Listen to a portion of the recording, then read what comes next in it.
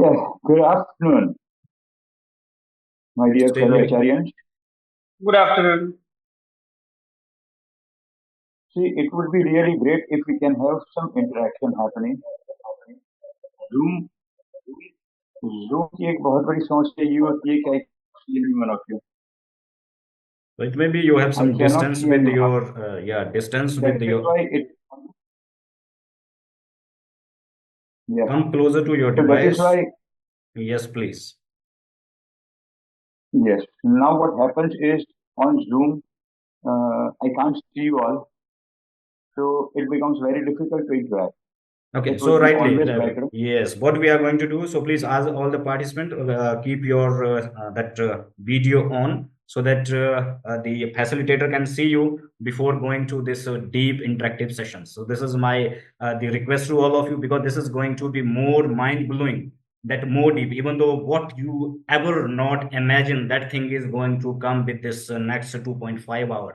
So all the participants, please keep your video on so that our the facilitator can see you all, and it would be more interactive and sharing the great insights with you. So now, Mr. Mithilesh, the screen is over to you. Carry I on lost with the your. connection. Thank you so much. So, so my dear friends, I would love you all to go to the chat box and introduce yourself. Let us first introduce. Let me see who all are here with me. My chat box is open. Kindly write your name and where you have been joined. So put that in the chat box so that And yes, I Mr. can see a few of you coming in. Yes. If you feel like you can just unmute yourself and introduce yourself.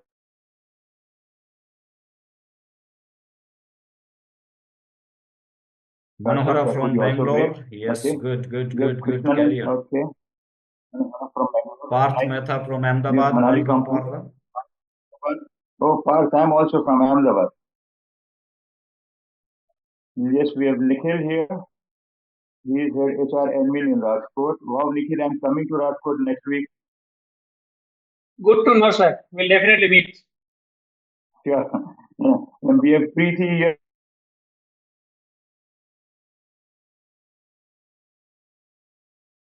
from Bangalore. Very nice. Okay, we have yes from Nepal. So the topic here for me is very interesting and very close to my heart as well. And I've been working in this area for the last 15 years, since 2010. So since I got into performance coaching, yeah, first question like, is everyone comfortable with English or should I go for Hindi as well? Please give me the Sir, reply in the chat English, please, sir.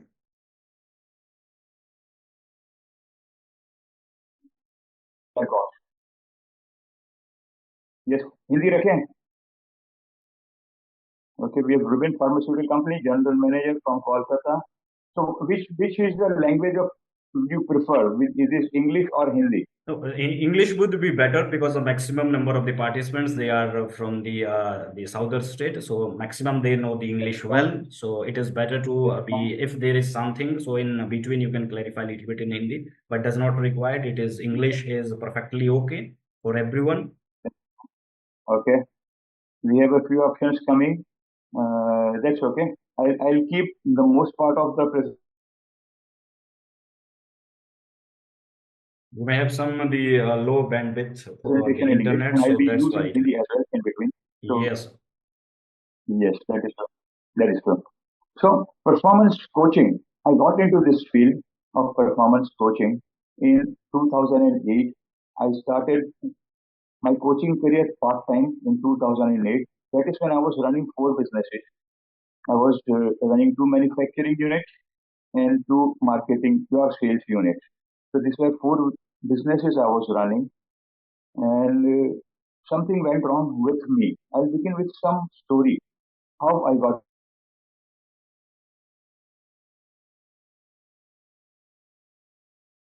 into performance coaching. So something got wrong with me. So I started selling.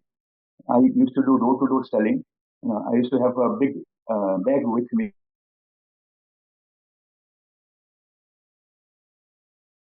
me, which was almost 20, 25 years, really in the field, knocking every to sell things. So that is how I've grown up. That is how I paid the fees of my school and my college, and that is how I studied.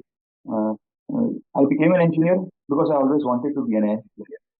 So in spite of me being in the field for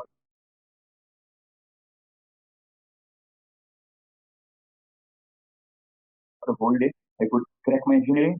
I became a production engineer. Engineering. What I did was I continued the same sales.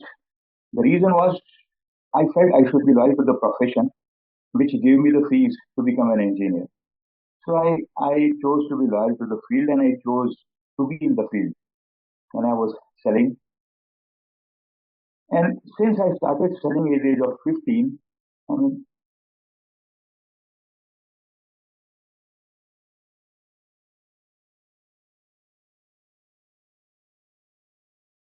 Okay, he is just correcting the that connections. Then he's coming back. Just wait. yeah, Yeah. today the internet is behaving a bit funny. Okay, now am I audible, everyone? Again? Yes, yes, you are audible now. That's fine. That's fine. So starting at the age of 15 in the field, like I was the only child, working in the field, You going, allow me to knocking create doors. reports and dashboards and stuff. Right. So now what happens is I had a wonderful experiences in sales, knocking doors. I used to come across some wonderful uncles and aunties who used to buy anything that I used to give them just looking at my age. Now, what that did for me is built my belief that I'm a very good salesperson. That actually worked for me. And I used to close deals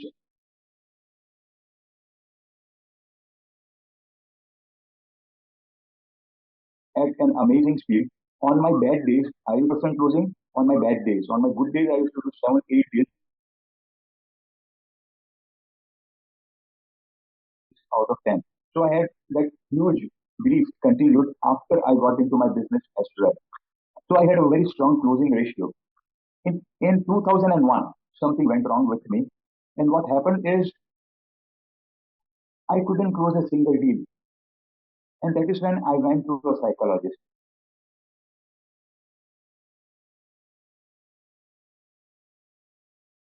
And I told him that this is my problem and how can you help me out? A lot of questions. And then this guy tells me clinically nothing wrong with you. He cannot help you. So what I understood is what psychology wanted was something clinically wrong should happen with me. It is only then they can help me.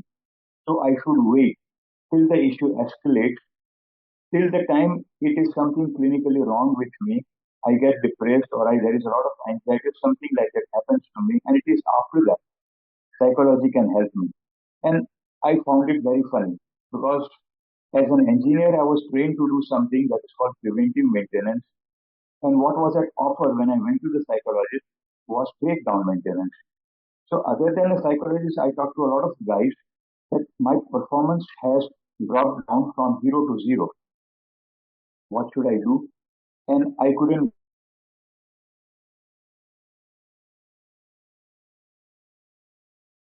get any answer to my question. How should I get back to what I used to always do that I was habituated of? But I couldn't do that anymore. Now this is what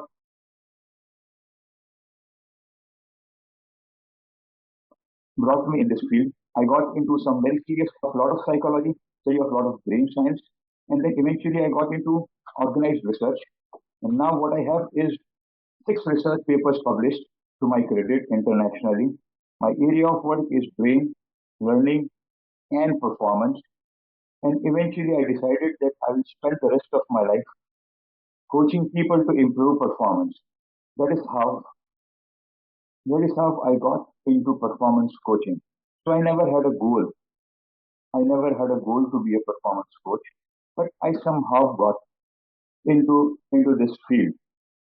So now my one question to everyone here is I would love you all to go to the chat box and I want you to share that one aspect of your life, you know, one one setback that you got, the way I got this setback, which made me work on my performance, which ensured that I got into performance coaching.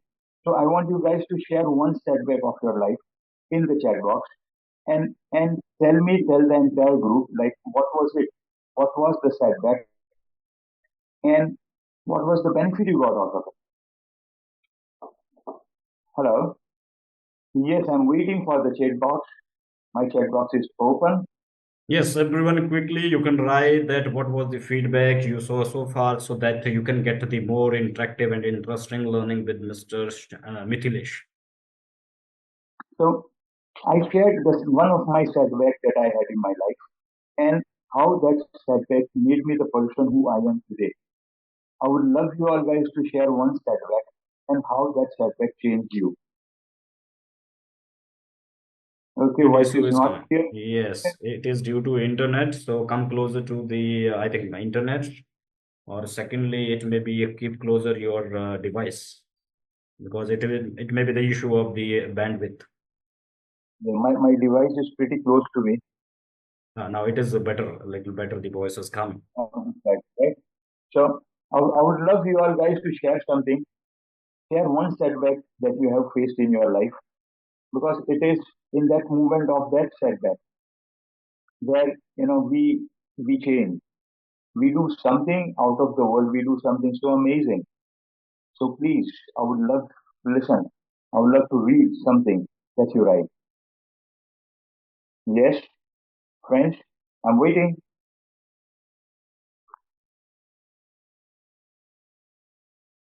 Anyone, if there is any setback you have been found so far within your life, or otherwise you can write in the yes and no, so that your engagement. Okay, there is someone has answered the Yes, answer here. yes, there we are. We have someone coming in. Roshanan. Yes,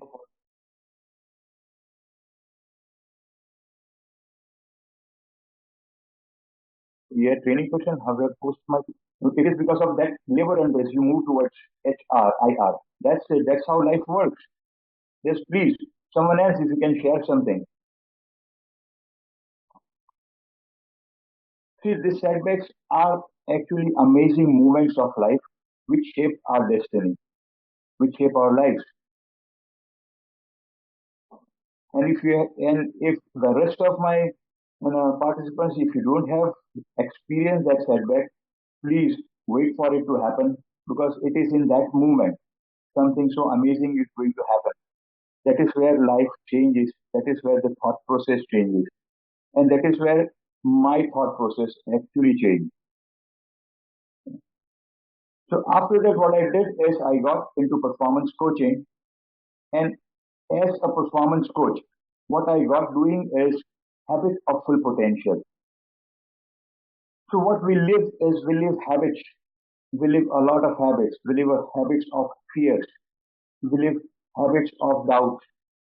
We live habits of uncertainty. We live habits of mediocrity. We live, you know, habits of fear. We live so many habits. How about living the habit of full potential? So when we live the habit of full potential, life is amazingly great. But how to reach that position of full potential? That is a big question. How to start tapping into that full potential? So that is one aspect which I am going to cover when I talk of building high performance teams.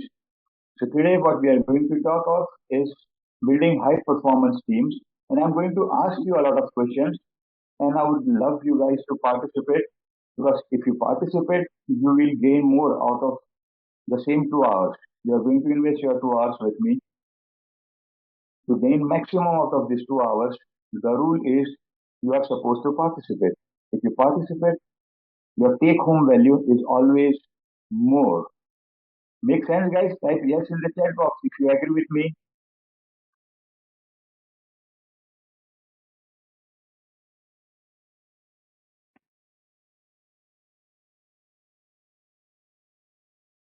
Yes, I'm waiting. I'm waiting.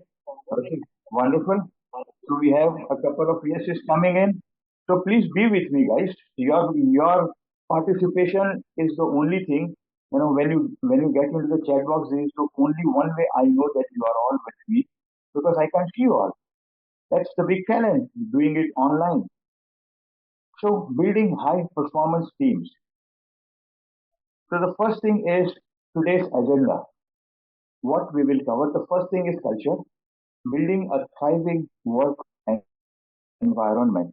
And the second is understanding high performance.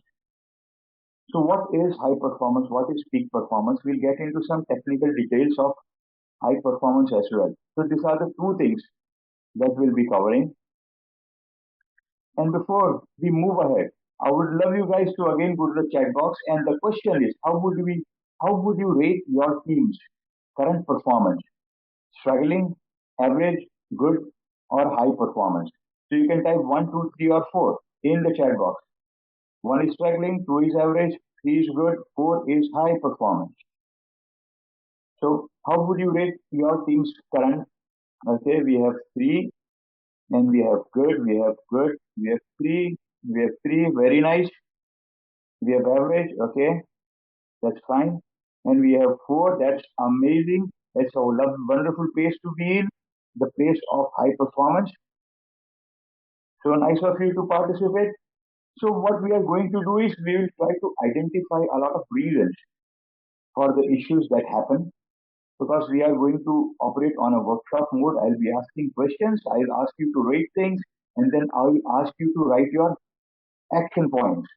Because once you rate things and then when you write your action points, you know what you are supposed to do or what you can actually do to build high performance teams.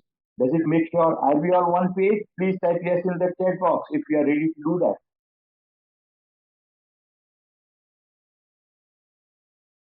If you are ready Okay, to everyone, quickly. So it sounds very interesting. So kindly write your the input into the chat. It would give a more briefs to you. Thank you so much for participating, my dear friends. So now the first question is, who is primarily responsible for building a high performance team? 1, leaders. 2, each individual team member. 3, the combination of both. Or 4, the organization's culture. Who is responsible out of this 4? It can be a combination, fine. I would love to see your answer in the chat box.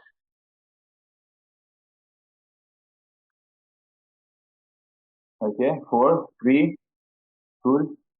We have 4, 4, again, yes, 3. We have 4, very nice, we have 4, okay, cool. Everyone was starting with individual, very nice. We have 4, great. So most of the answers were common. The most answer were organization, and then a few with individuals, and one with like it begins with me. That was one answer. So let us understand this.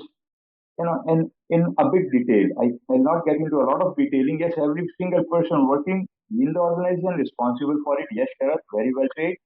So now what happens here is, if you are in an organization with like 40, 50 people, then I say it is the organization who is responsible. It is organization's culture, but it is the organization who is responsible. But once we have reached an organization which is 200, 300, 500 and more people, then the leader's responsibility is equal to the organization's responsibility, because it is leaders who build the culture. Leaders can change the culture. Leaders have that ability. Leaders have that influence to change that culture. My question is, if you are a leader, do you have that influence to change that culture? And if you don't have that influence, the first task in hand is you should be creating that influence so that you are able to change the culture. Because for me, a culture is something which can be changed any point of time. That is my experience of working with 67 organizations. Now 71 organizations I'm currently working with. So experience of 71 organizations, culture can actually be changed and it can be built. So how can we do that? That's a big question. Right? So I'll begin with a case study. Case study, this is a client, it's an HVAC company. We successfully increased their turnover by 240% in 15 months by creating high performance teams. Just by creating high performance teams. 240% of increase in revenue in 15 months. Why do I say 15 months? Because I started working with them in January. So 3 months of 1 year, and the next year, 1st March to 31st to 31st, 1st April to 31st March, 12 months. So 12 and 3, 15 months. What we did is we could increase the turnover by 240% just by working on high performance teams. So how many of you think, guys, this is possible? Type yes in the chat box if you think it is possible. Type no in the chat box if you think it is not possible. Let's see. Yes. Yes, it is yes. We have 2 yeses. It is possible. Very nice. Yes, everyone, please carry on. Yes. So Putting now your answer into chat. So now I'm going to share how we did it. I'm going to share stepwise. I cannot get into the entire detailing. I just have 2 hours, but I'll share how we did it. Would you be interested in knowing that?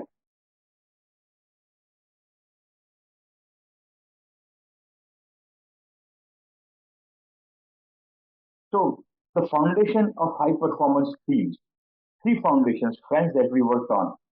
The first foundation is purpose.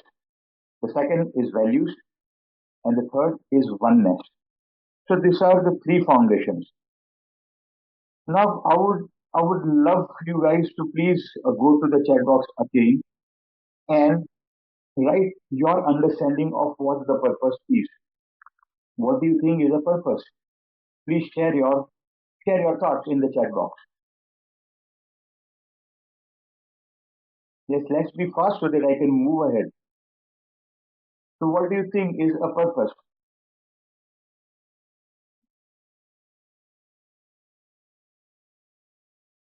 Okay.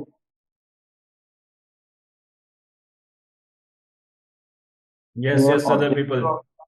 Purpose indicate goal. Okay, what else, guys? Please come up with your understanding of what is a purpose. Purpose to achieve common goal with team collaboration. Okay. Common goal to grow. Okay. Vision of the organization. Very nice. Okay. Yes. Would someone else like to share something? What do we understand by the word purpose? Everyone has their own definition, and that's why we are all different. And we can have a different definition of purpose. We all can have. Fine. So now let us go to the second one, values. So what do you understand by this word values? Let's use the chat box again. What do you understand? Okay, to have common language, leader in segment. Okay. Fine. What do we understand by the word values? Yes. Okay, principles. Very nice. What else? Please share something. Do right. Participation is the key. The more we participate, the more we learn. Beliefs. Okay. What do we understand by the word values?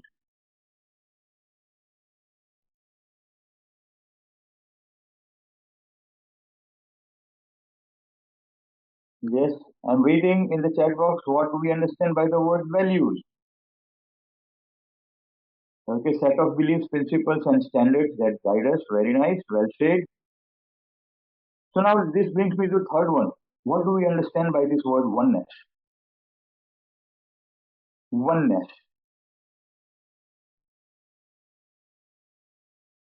Okay, certain guidelines to achieve the purpose. Okay, that's values. Very nice.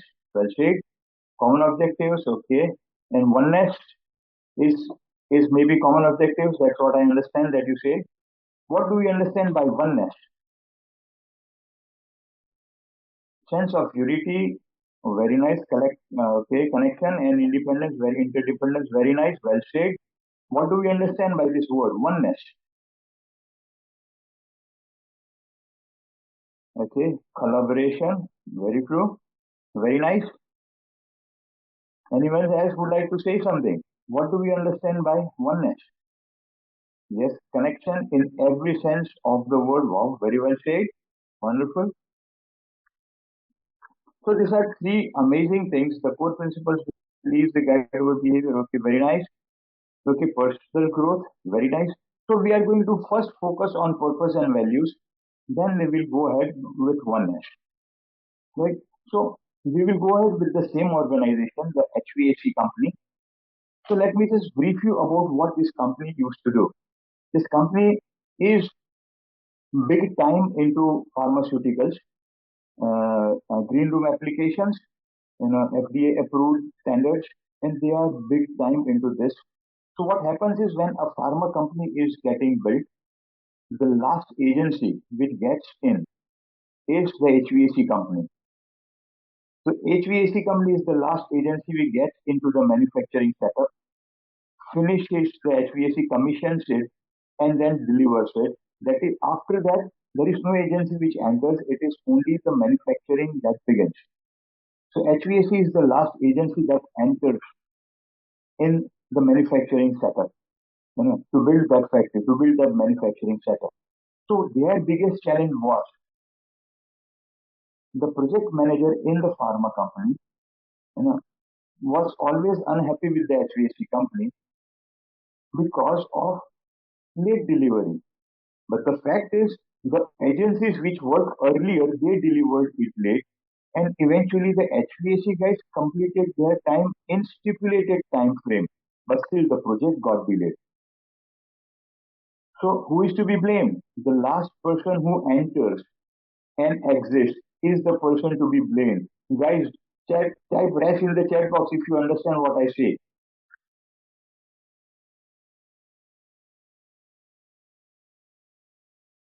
Yes. Wow, thanks for participating. We have one yes. So since these people, they were the last agency entering in and exiting from the setup, it is always they were blamed, and it is always, they had to, they received a lot of fire. So based on this understanding, I asked them a lot of questions, a lot of questions. So let me first define purpose for you all. Purpose is, why does your organization exist? That is the purpose. Purpose has got to do nothing with the vision or the common objectives. Why does the organization exist? That is the purpose. If I ask you another question, what is the value that you add in the society or the country? Now, the value that you add, adding that value is the purpose of the organization, not the vision or the goal or the common objectives.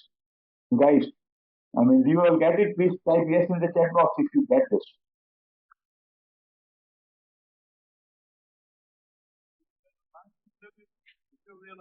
Purpose is bigger than the organization. Purpose is from the deprivation at that time. In fact, Britain became one of the richest countries in the world. Please mute yourself. There is someone speaking in the background. Okay, done. Please carry on. Right. So purpose is bigger than me. I will explain it from the Indian ancient wisdom perspective as well.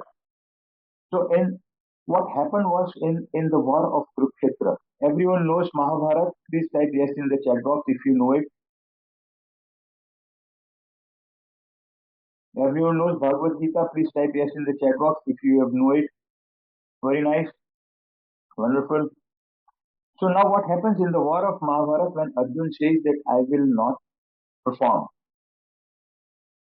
So for me, my entire performance coaching comes from the Bhagavad Gita. My understanding of Bhagavad Gita is very different than the entire world. I'll just share it with you since we have come to this topic. See, Bhagavad Gita. Now my question to all of you is, what is the context in which Bhagavad Gita was delivered? If you know Bhagavad Gita, and if you can probably share, what was the context in which Bhagavad Gita was delivered?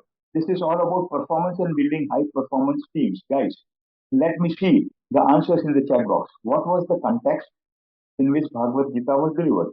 Dharma and karma, okay. And what else? Everyone can have a different way of putting it. And if you have the same, please do the same as well. Motivation and responsibilities, okay, wonderful. Yes, what else? Okay, philosophy of life. Okay, wonderful. Well said. Purpose. Okay, fine. What else? Leadership. Oh, good. Very nice. What else? Great. So I'll continue with my understanding. We have a lot of takes on it. So the context was, yeah, we have one more. Yes, believe in yourself. Very nice. Well said. So the context of Bhagavad Gita was simple. It is a situation where one of the best performers in the world says that I will not perform. This is the context. I'll repeat it. The context is one of the best archers the world has ever seen, one of the best performers of warfare in the world said, I will not perform. This is the context of Bhagavad Gita. Do we all agree? Type yes if you agree with the context. The context is one high performer says, I will not perform. That is the context in which Bhagavad Gita was delivered. Right? So what you all said like is like small aspects of it. But what I'm talking of is the context. Why was it delivered? It was delivered because one person said that he will not perform. Well, you say somewhat, but if you look at it from a very practical perspective, it is a war situation and everyone is there to fight the war. And one best warrior says, I will not perform. What if he would have not said that I will not perform? Would Krishna have delivered Bhagavad Gita? There was no chance, my friend. Bhagavad Gita was delivered only because this one gentleman said, sorry, I will not perform.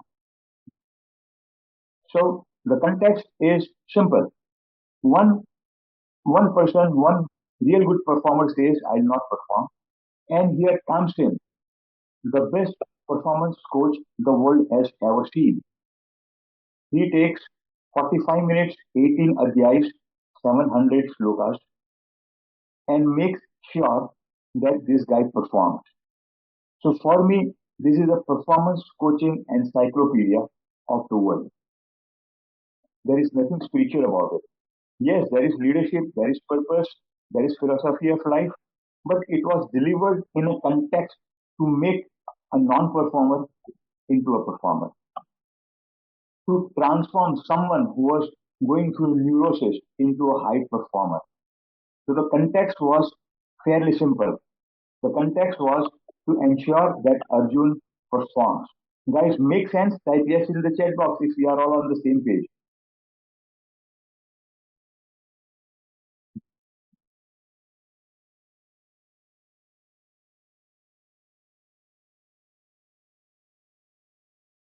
Thank you.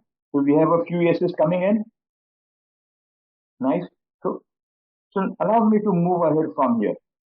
So one, so when Arjun says that he will not be performing, so Krishna gives many reasons to perform. And then in the third chapter, what he says is you perform for the good of the people. That is what he says. He gives a purpose, the purpose which is bigger than the revenge, which is bigger than their property. The purpose is good for people. So when we talk of the organization from the same perspective, the purpose is not money, the purpose is not goal, the purpose is not theme, the purpose is not vision, the purpose is good for the society. So that is why I ask this question. What is that value that you add in the society or in the country? The value that you add is the purpose. Hello guys, all with me? Type yes in the chat box if we are slowly getting clearer to the purpose.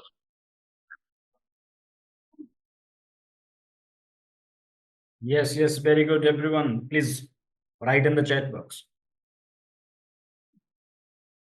I'm back. Yes, I'm back. Am I audible, everyone?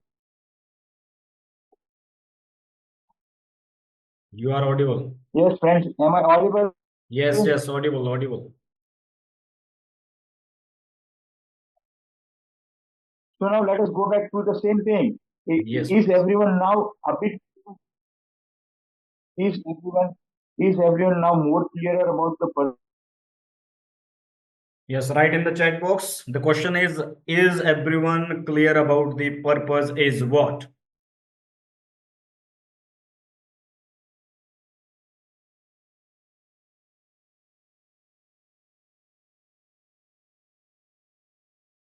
Yes, yes, yes, move on, please.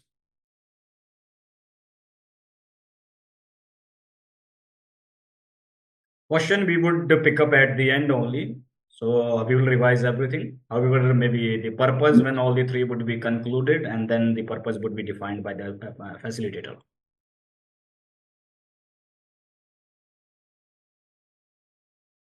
Right. So now are we are on the same page when it comes to the purpose, my friends? Please type yes in the chat box. Purpose is bigger. Purpose is bigger than the organization. Purpose is bigger than the money. Purpose is bigger than the vision. Purpose is bigger than the team. I'll share one more thing here. So there is this amazing study which McKinsey did. This this study happened during the COVID phase, right? And during this study, what they concluded is people who feel they are bigger, people who feel they are a part of a bigger purpose, they are more happier and more productive. I'll repeat this. I'll repeat this. People who feel employees who feel there there is some serious yes there is some serious issue with the internet today. Yes, Yes, now yes, you fine. are a little bit So let's okay. continue, Yes, friends. please. Yes. So now that we know what we understand by the word purpose, we will go to values. And values is something amazing. You all shared something about values. Now let me give you what I understand by this word values. So now let us see. So the purpose statement is this HVAC company defined was to give peace of mind to all.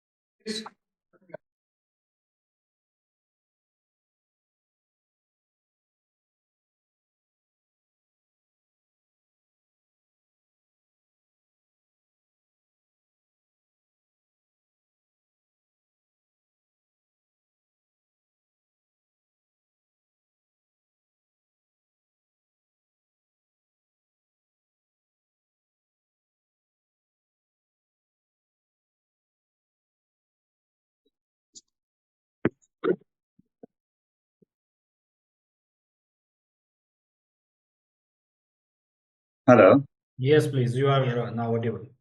am I audible? Yes, sir. So I just logged in from my mobile. Yeah, please carry on. If there is some very serious issue with the network happening, I thought let me just try doing something different. Now your voice is also clear. So what about the presentation sharing? It would That's be okay. shared. I don't need the presentation. I just talk to people. So now the better thing that I have is I can see everyone, and I would request everyone to please start your videos, and we will just start. We don't need we don't need a PPT. We'll Can you just start. can you share the PPT on my team so that they can bring it to here? So that something that you have, so that we can also run the slides. That would be more interactive for the participants. Or else, if the connection is not stable, you can also send across the PPT to us, so we can able to refer at our end also. Sure, I'll do that. I'll share the PPT. That's fine.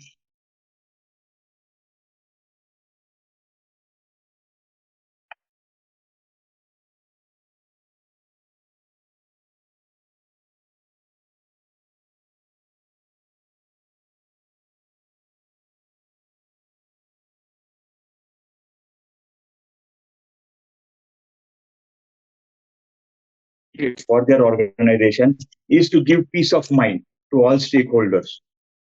Now, this has got nothing to do with their money, with their vision, with their collaboration, with their team. The purpose is bigger than them, right? Now, I'm going to share you a study which was done by McKinsey during the COVID time. What they concluded was something very simple. People who feel that they are a part of a bigger purpose, they are happier and more productive. That is an amazing study done by McKinsey, which also confirmed that the purpose is bigger than the organization, the vision, the team, and everything. It goes beyond things. And the third thing that I am going to share with you guys is again very simple. The third thing that I'm going to share with you guys is one more study which was done. This study was done on 25 fastest growing companies of the world. There were a group of 28 psychologists who studied 25 fastest growing companies of the world to find out what were the common things in all these companies. That is why these companies are going at this speed. They are not the 25 biggest company. They are the 25 fastest growing companies of the world. And the conclusion was there was only one thing in common in all this organization. And what they call it is MPT. MPT. They call it massively transformative purpose. Purpose which is so huge that it can transform the entire humanity. It's for just a sake of example, one of the companies, SpaceX, and the purpose is making the human species multiplanetary. Purpose is far beyond my money, my vision, my goal, my team, my infrastructure, my growth. Yes, massively transformative purpose, MTP. So it is a purpose which goes beyond. So all these companies had purpose which was so transformative that they could transform the entire humanity. Example, SpaceX, the purpose statement is making human species multiplanetary. So it's a purpose which can transform the entire humanity. So for growth, what is needed? That is a purpose which is bigger than me, my money, my organization, my vision, my salary, my family, my property, my car. It goes beyond that. It is only in that case, it is a purpose. So what the HVAC company said, the purpose was to give peace of mind to all stakeholders. To give peace of mind to all stakeholders. Now, it's not about their money. It's not about their property. It's not about their vision. It's about peace of mind to everyone. Why? Because they were in an industry where they struggled with their peace of mind. Their clients struggled with their peace of mind because they were the last to enter in the factory premises. They were the last to go out of the premises, or we gali sunte the. The other agencies were late, and because of they got the opportunity to work late, they could finish late. But they always got the firing. Why? They were the last people to get out of it. That is why they designed this purpose statement after a lot of brainstorming and a lot of working to give peace of mind to all stakeholders. Now, this was an amazing purpose statement that they came up with. Then comes the next step. After purpose, we go to values. Guys, all with me about purpose. Like, does it make sense? Please type in the chat box. Type yes in the chat box if it makes sense.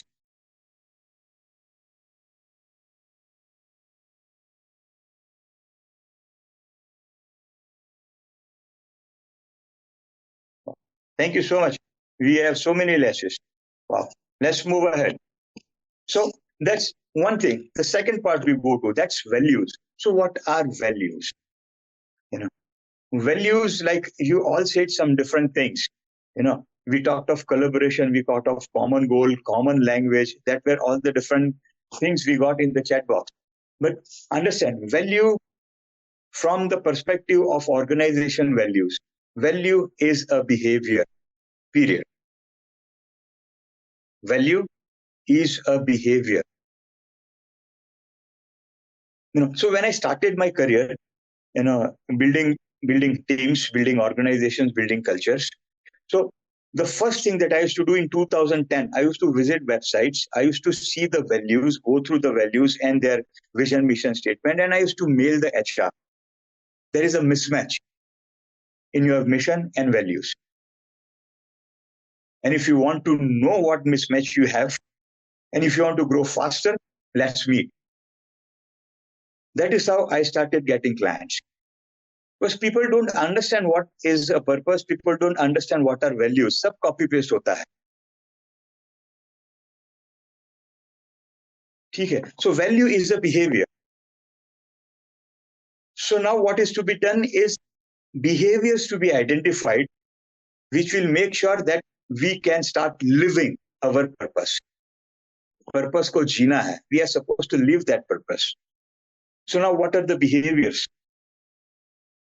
What are the behaviors?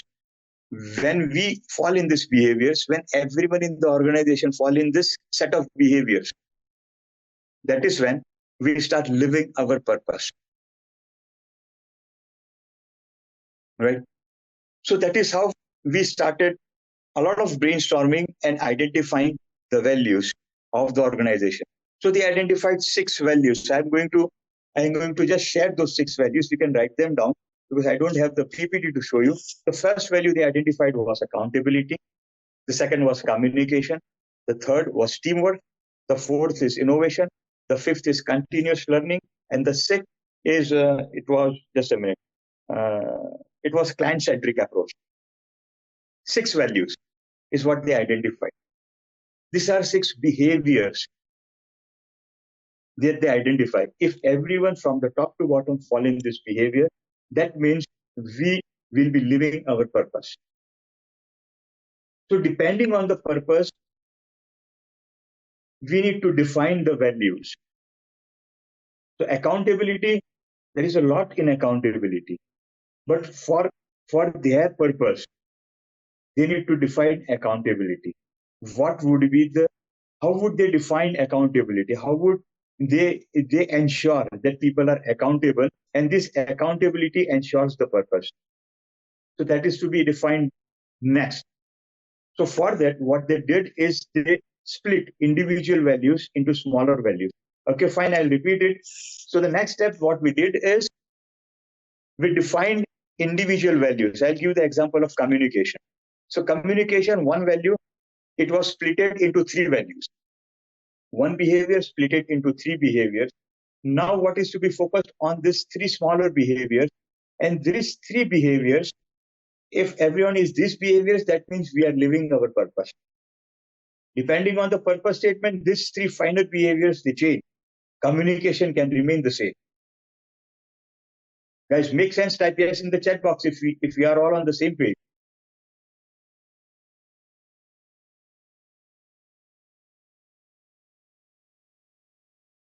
No. So I'll give the example of communication, that we move ahead. Right? So communication was split into 3 smaller values. The first value that they chose, first behavior they chose was bad news first. That was the first behavior in communication. Bad news first. So it's human tendency. We don't tend to give the bad news first. We just talk of good things, and we try to hide what has gone wrong.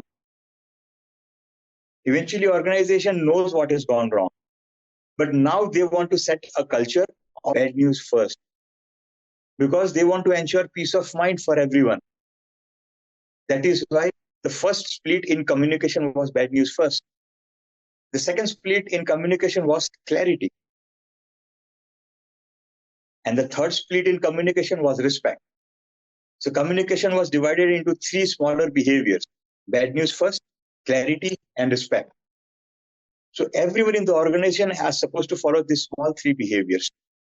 Similarly, all the 6 behaviors were split into 3 parts. So now what we have is 18 behaviors. Right? So one big aspect to values is, now if you want to write this down, it was there in the PPT, but I'm sorry, we are facing this technical edge. One big aspect of values is values have to be observable. These are traits of values. If the value is not observable, it cannot be a part of organizational value. So honesty cannot be a part of organization value. It cannot be observed. There are many such values which we see in so many companies, in their list of values, which cannot be observed. They are wrong. They cannot be there. Because what cannot be absorbed cannot be practiced. So one trait is it has to be observable. The second trait is it has to be teachable. So can you teach honesty? Sorry, it cannot be a part of values. The third thing is it has to be learnable. The fourth trait is it has to be measurable. The value has to be observable, teachable, learnable, and measurable. If the defined value has these 4 qualities, it can be a part of values or it has to be removed from the values. Because only if you can see, teach, learn, practice, that is when you can measure. You can measure people on values. What are the values they are following? How much values they are following? You can rate them on a scale of 1 to 10. You can give ratings. So values are the integral part of high performance. Because when everyone now understand, if you understand this concept, life is going to change from today itself. There is something called as SOP, standard operating procedures, which almost everyone has SOPs. When I talk of values, these are called SOBs, standard operating behaviors. When an organization has standard operating behaviors, they go far beyond SOPs. They reach greater heights than SOPs. They do far bigger business than what SOPs can do. So these are SOBs, standard operating behaviors. Yes, it's a task. It takes time. It takes me 3 to 5 years working with one organization to have SOBs in place and having everyone follow the SOBs. It takes at least 3 to 5 years for me working with one organization. It takes that much of time because that's a lot of change intervention, that lot of change work to be done. When we have those SOBs in place from top to bottom, right? So these are SOBs. So once we are done with the values, what happens is everyone follows the. So there have been organizations where I work, like there are 2,000, 3,000, 5,000 people working in.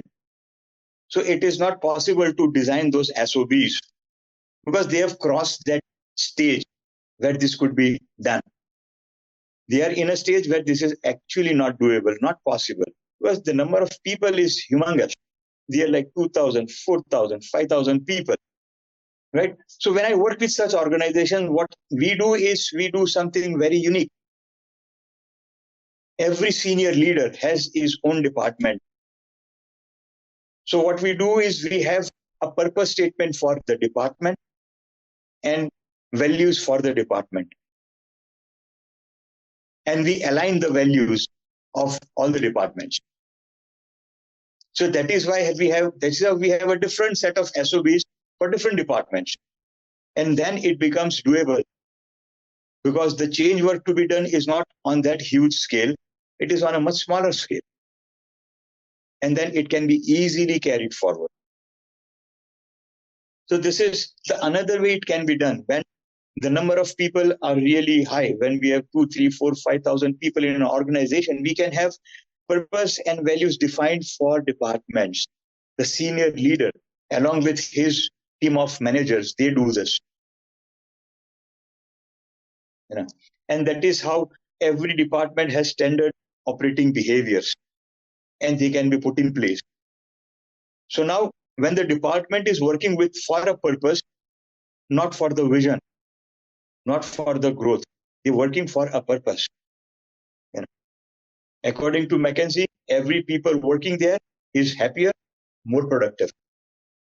Because these are some amazing researches which have happened, right? So this is one way of building high-performing teams. For me, this is the only way to build high-performing teams. So what happens is something very simple. So when I get into organization, there are KPIs in place. Hello, and we all have KPIs in place. Type yes in the chat box if we have KPIs in place. Please, let's start interacting. KPIs in place. Yes, KPIs in place. KPIs in place. Right. So KPIs in place, that is something amazing to do. Right. Now what happens? There is one super study. I read a lot of researches. So this is an amazing study. What they say is almost 70% of the leaders all across the world, these are toxic leaders. I'm going to repeat this. Almost 70% of the leaders in the entire world, all the organizations, these are toxic leaders. They add toxicity to the culture. Yes, very true. Depending on the purpose, we need to define values. Yes. So they add toxicity. Now, why does this happen? Big question. The answer to this is the organization is going to measure them on numbers. That is KPIs. The numbers is nothing else but KPIs. My dear participants, please start your videos. If I can see you, it excites me to talk. Please. Yeah, thank you so much. Thank you. Everyone, please open your video so it would be more interactive. That's fine. Okay, thank you so much. So what happens here is organization is going to measure them on numbers. And the leaders knows that the numbers is the only one thing that matters. Behavior does not matter. My way of getting the numbers, it does not matter. What matters is only numbers. So the only thing the leaders are going to do is pressurize. They will make sure that the team is irritated, but deliver. And that is why 70% of the leaders in the world are toxic leaders. They add toxicity to the culture. Now, what happens when we work with values? So wherever I work, we have a performance value matrix in place. I had 2 slides for this, but I'm sorry, we won't be able to do that. Yes, that is a fact. Approximately 70%, at least 70% of leaders around the world, these are toxic people. Why? Because only numbers matter. The HR is going to measure them on numbers. Only numbers matter. And they are focused on getting those numbers by hook or crook. Number आना चाहिए. कैसे आया? Not important. कितने लोगों को irritate किया? Not important. कितने लोगों को life miserable कर दिया? Not important. Number आना चाहिए. That is why these are all toxic people. ठीक है. So when we put the value performance metric in place, I just want you to make 4 quadrants. ठीक है. जो horizontal line है, left side पे लिखिए high value, right side पे low value. Vertical line है, ऊपर लिखिए high performance, नीचे लिखिए low performance. So now what we have is 4 quadrants. The top left quadrant is high value, high performance. The top right quadrant is low value, high performance.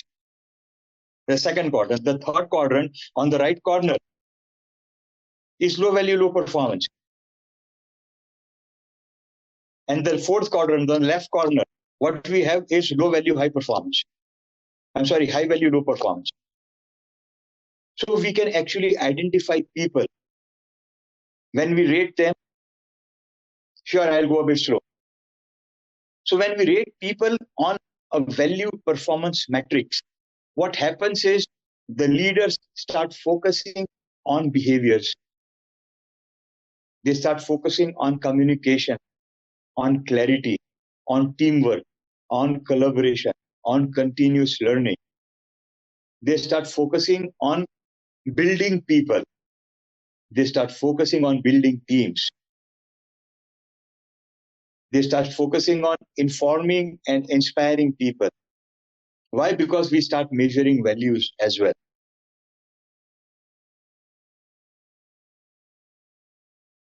Okay. So again, when we talk of the high value, any one quadrant, that can be split into 4 or 9 quadrants. And we can pinpoint where every individual in the organization is in terms of value performance matrix. How much values they are following, what is the level of performance. So this is where the toxicity starts disappearing. And this is where the real culture starts building. That is where we can think of high performance teams, absolute high performing teams, because we are talking of building a culture where there is no room for toxicity. Because toxicity is also measured, that falls in low value metrics on that side of low value. So now what happens is there are people in high value, high performance zone. They are amazing, good for the organization. And then there are people who fall in the high value, low performance zone. They get all the training and coaching and mentoring and skill building to improve their performance. And then we have people who fall in high performance, low value, right? They also get coaching, mentoring and stuff, but they don't get a lot of time because they are adding toxicity to the culture. Teaching performance is easy, teaching values is tough. That is why we need to identify people who are in this zone of high performance, low value. Low value hai, you invest some time and then part away, because these are the people who will add toxicity to the organization. And people with low performance, high values, they are assets to the organization. Because they are high values, they are maintaining the culture even if the performance is low. They are ensuring that the rest perform. If you look at the global study of this value performance matrix, what they say is if we can have 20, 22, 23% people in the organization in high value, high performance zone quadrant, we are through for the rest of the life. This is the global study. These are the only number of people needed in high value, high performance quadrant. Anywhere ranging from 20 to 23%. And the rest, what do? They give an environment for this performer, for these people to perform and take the organization to the next level. Because everyone is ensuring the culture. And that is where we build high performing teams. And that is where there is no room for toxicity. That is where that research of McKinsey comes in. People who believe they are a part of the bigger purpose, they are happier, they are more productive. Guys, make sense? Type yes in the chat box if you are all on the same page.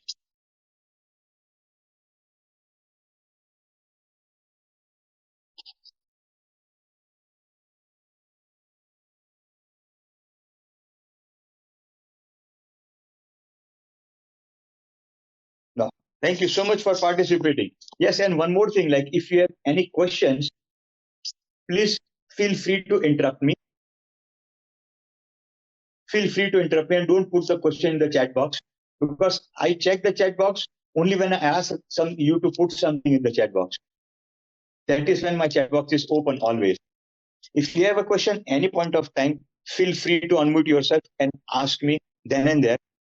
नहीं तो पीछ बाद में रह जाएगा. ठीक है, that is what always it happens. Like, okay, I have a question I keep it in my mind till the session ends, and then either there is time limitation or maybe I forget. So if you have a question in your mind, ask me then and there. Tavi, stop me, interrupt me, and ask me. Unmute yourself, feel free to ask. Like, do that always. So these are the two areas, amazing things. Now what we are going to ask you, I'm going to ask you a few questions, right? I'm going to ask you to rate your teams on the 6 values that we talked of. We have written it, right? The 6 values that I said to you to write: accountability, communication, teamwork. That's the same 6 for the HVAC company that they defined. Teamwork, innovation. Sir, can you repeat these 6 values? Because earlier, yeah. The first is accountability. I'm going to ask you questions on all the 6. I would love you to rate yourself, your teams. And then we will write some action points, how to improve. Accountability, the second is communication.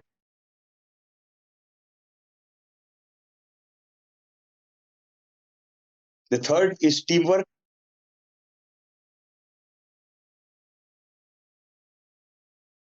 The fourth is innovation.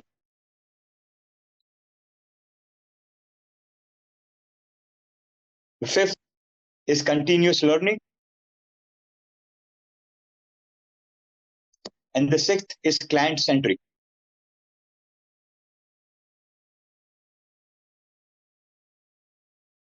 Okay. The sixth value, client-centric, gives me a thought. Who is a client? Who is the client? You can unmute and talk to me. You can write in the chat box. Who is a client? Upstream, downstream, whosoever is receiving our services. Please come again. Upstream and downstream, whosoever is receiving our services. Okay, whoever is using our services. Yes. Any other concept, any other idea about a client? Anyone who gives you business. Okay, fine. Good. I'll share my understanding of a client. So there are 2 clients. One is an external client. One is the internal client. Everyone in the organization is my client. Right? I am in accounts. The client who uses my service, I have got nothing to do with that client, only other than the payment follow. Right? But everyone working in the organization, whatever department, is my client. So client-centric actually becomes huge. You mean to say, sir, internal as well as the external stakeholder who are connected with us? Please come again. Thoda zor se. You mean to say internal as well as external stakeholders? Yes. Sharad, I think you are using the 2 systems, so that's why the echo is coming. No, the other one is, let me just check it out. Let me check my laptop. I'm not sure whether it is. No, my laptop Zoom is not on. It is off. I'm out of that meeting. No, I'm talking about Mr. Sharad. I think he has the 2 screens. So not an issue. So I think the question is okay.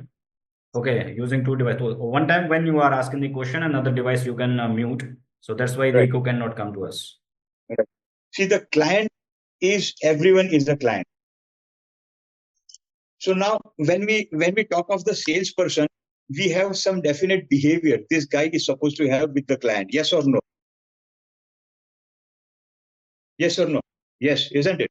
We want the salesperson to behave in a very specific way with the client, right? If everyone is the client, we expect every single person to behave in the same way as we want the same person talking to the client. because everyone is a client. Does this make sense, guys? Type yes in the chat box.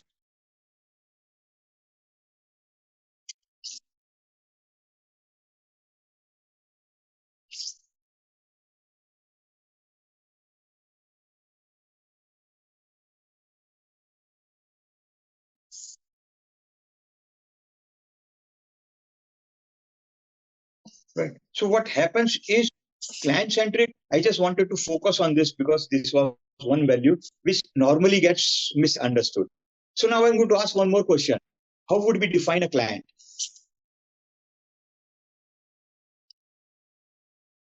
Who is a client? What is the definition of a client? क्या हो सकता है?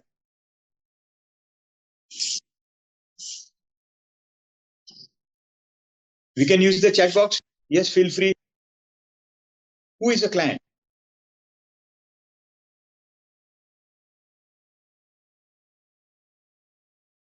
So by upstream and downstream, what I wanted to connect here is that whomsoever, being a professional, I am interacting and providing some assistance is my client. Okay. Means, suppose a production body person is giving an end product to vehicle quality, then vehicle quality is a product to production body. That's it. Similarly, if powertrain is handling an engine to production body team, then production body team is the customer to powertrain team. So this way, one person who is interacting with the other person is the customer. Your Or client. audio is not clear, ma'am. I'm not able to get the question. No, If I'm you can answering, not asking question, I'm answering what you have asked. Who is a client? Okay, that's client. See, Yeah. very nice. Now, see, client, if I go by a Google definition, it's not just Google definition, it's an age-old definition. Client is the person who is under my protection. Client is the person who is under my protection. And if you look at professionals like doctors, advocates, they use the term client. They always use this term client, but now client is a term which is being used by many businesses. And the thought process coming in those businesses is simple. Client is a person who is under my protection. Now, how would I deal with someone who is under my protection? How will I treat someone who is under my protection? How would I present things with someone who is under my protection? How would I communicate with the person who is under my protection? So the thought process is changing here. In the last 5-6 years, there is this shift which has happened, and there are a lot of companies who have started using this word client from the customer. Customer is someone with whom we deal. We give some service or product and we take money. But the client is someone who is under my protection. So now my way of being, my way of dealing, everything changes. And that is where people start growing. That is where organizations, the sales बढ़ जाता है, revenue generation बढ़ जाता है, just by this shift in the thought process of the salespeople. This is not someone whom I'm selling something. This is a person who is under my protection. Now, how do I talk? How do I deal? How do I communicate? How do I greet? Everything changes. Makes sense, guys? Type yes in the chat box if it makes sense.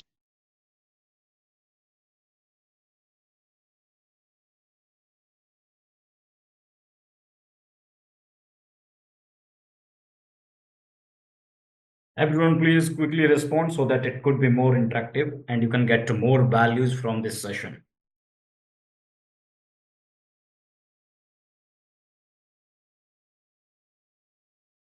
No. So we have a few interactions, a few yeses coming in. Thank you so much. So that's how values matter. That's how purpose and value in combination. Purpose stand alone can do nothing. Values stand alone can do nothing. But purpose in combination with values can build high performance. But yes, HR has a big role to play when it comes to measuring people on value performance metrics. When we start measuring values and we See, all the organizations that I've worked in, increments happen on value performance metrics. There have been instances where I've worked with organizations, people delivering better numbers get lesser income increment than people delivering better values. Everything is value driven. Increments are value driven. Promotions are value driven. Interviews are value driven. In all these organizations, in the interviews, we find out whether the candidate is a fit for the values. Skill कम है, चलेगा, सिखा सकते हैं. Values कम है, बहुत difficult है. So interviews are value driven. Everything centers around values. That is when we build standard operating behaviors throughout the organization.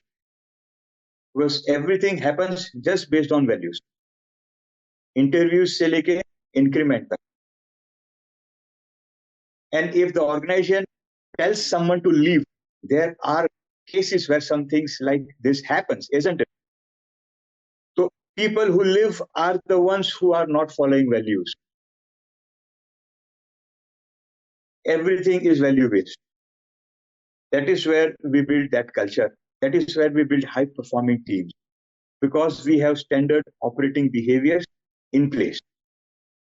Guys, make sense? Type yes in the chat box if we are all on the same page.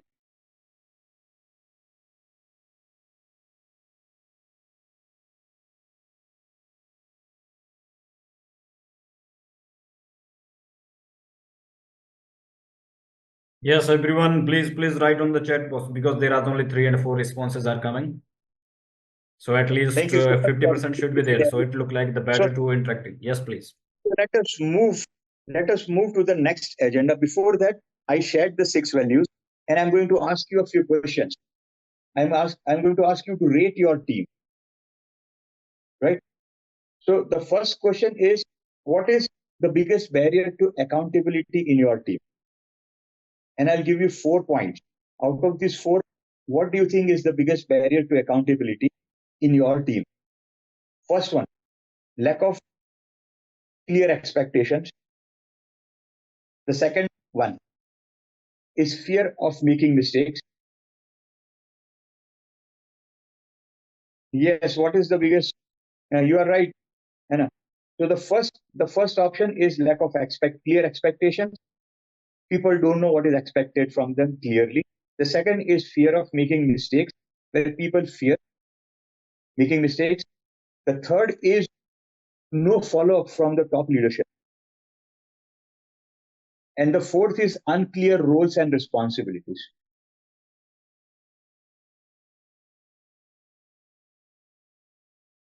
So I want you to identify like what is missing in your teams out of this 4. There can be 2 things missing. There can be all the 4 missing.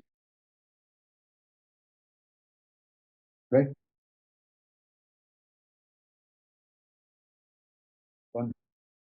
So now the next thing to be done is I want you to think of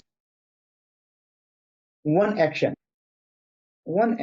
small little action, maybe 3 action steps. If you take these 3 steps, you will be able to counter these challenges.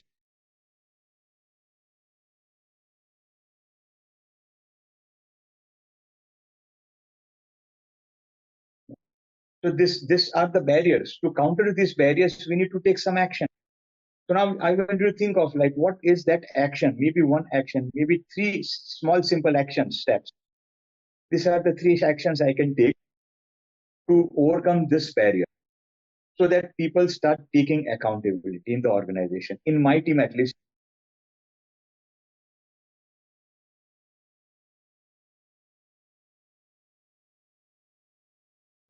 So could we all identify the action steps? Please type yes in the chat box.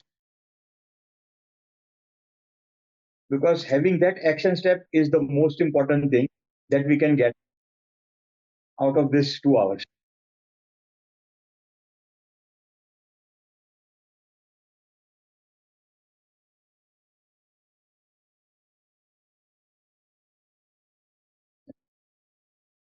Because till now what you got is understanding of purpose and values, importance of it, the metrics. But now we will start working on the actual challenges and how you can overcome those and putting things in place. Okay, very nice. 3 steps, OKR, provide adequate support and expectation of stakeholders. Very nice. Well said. So these are the 3 actions you will be taking. I mean, for the rest, they can be different set of actions because every situation is different. Every team is different. Every team is facing a different barrier. Right? Yes, and no need to write these 3 points here in the chat. Just type yes if you have your action step ready so that we move ahead.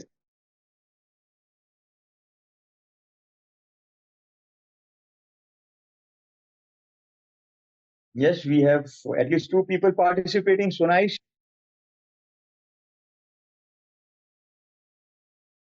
So let us go to the second value, which is communication. So there are challenges in communication. I'll give you 4 options again. 4 points. The first one in communication is lack of clarity. The second one in communication is poor listening.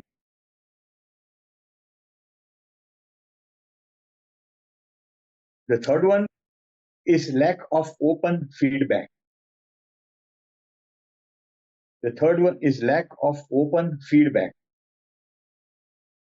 And the fourth one is people avoiding difficult conversations. The fourth one is people avoiding difficult conversations.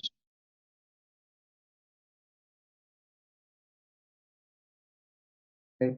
So I want to identify what is the barriers in your team. Okay, we have Dheeraj 1 and 4. Very nice. Thanks for participating, Dheeraj.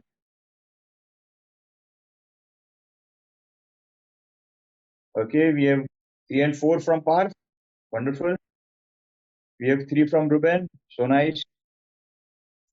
Okay. Second one is poor listening. It is about listening skill. Poor listening.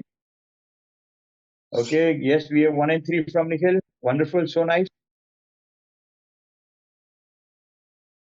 So now, again, we are going to do the same thing. I want you to identify those 3 simple action steps.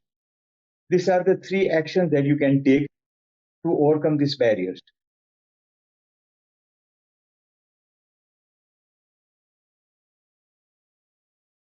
So we have 3 of them for Sharan.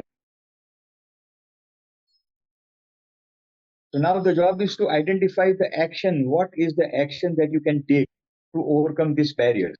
Write at least 3 actions. And once you have written those action steps, please write yes in the chat box so that I know like we are all moving ahead and then I can go to the next point.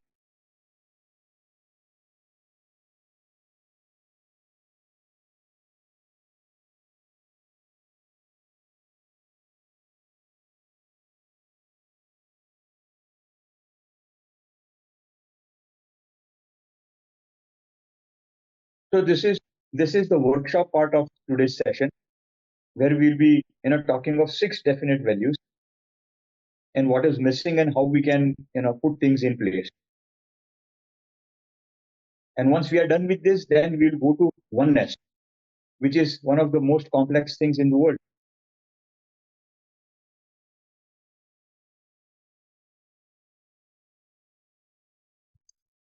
Yes. So the next one is teamwork. Teamwork.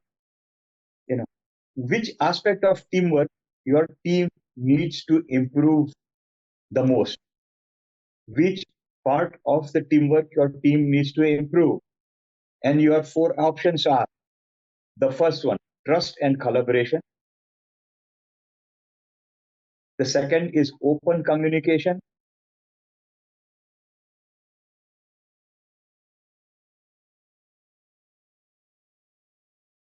The third one is conflict resolution.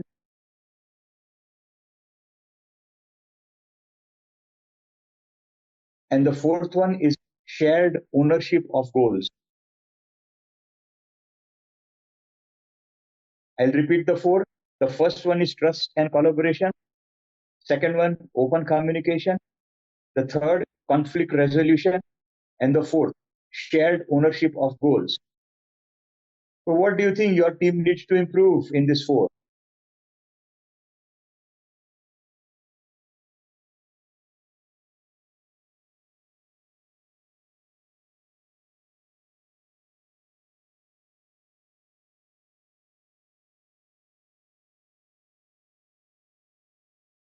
Okay.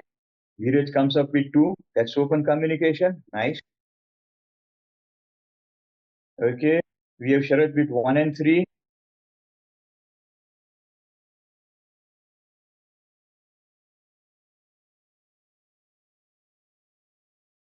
We have Ruben with 2 and 3. Very good.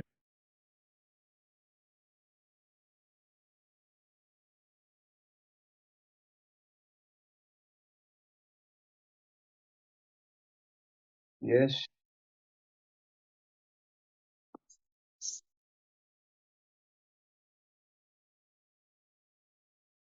Cool. So now we do the same thing, right? Your action steps. आप क्या action लोगे? 3 steps that you will be taking, 3 actions you will be taking to make sure that you can overcome these barriers.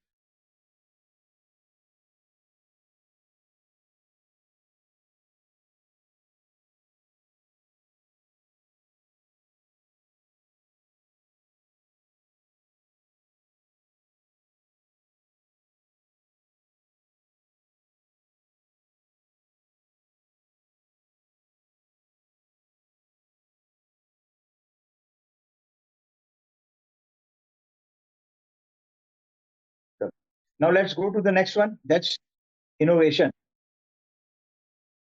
Innovation. So what do you understand by the word innovation? Let's begin by defining innovation. Let's use the chat box and start communicating. What do you understand by the word innovation? Everyone can have a different definition of innovation. Okay, yes. Wow, Sharad has shared actions. Very nice. Good.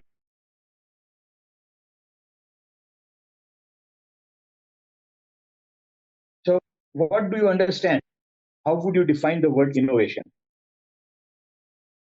And then we go to this value, identifying the challenges, the barriers.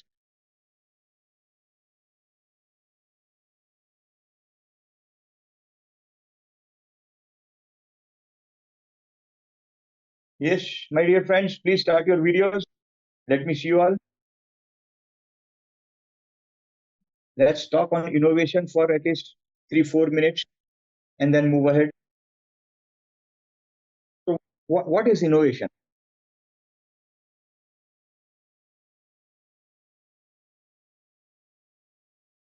How would you define innovation?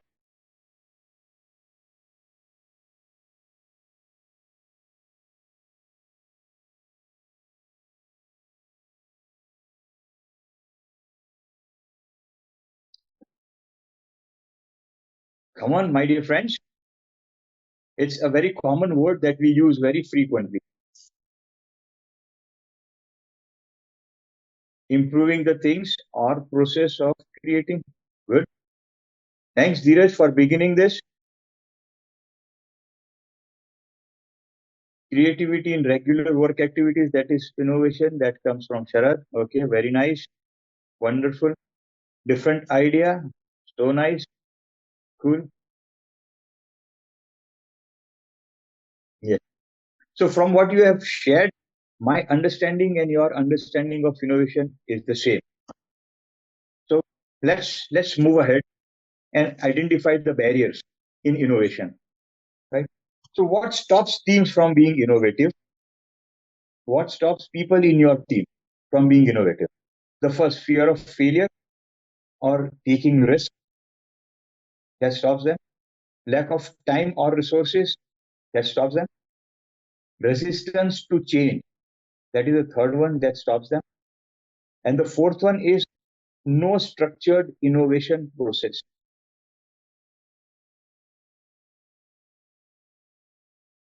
I'll repeat the four. The first one is fear of failure or taking risk. The second is lack of time and resources. The third is resistance to change. And the fourth is no structured innovation process. We have Sharad with 1 and 4. Nice. We have Dheeraj with 3. Wonderful.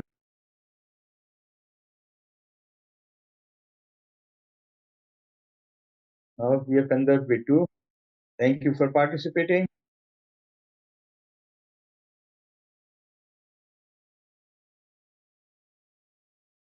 Now we again go to the same question. What are the 3 actions that you will take to overcome these barriers?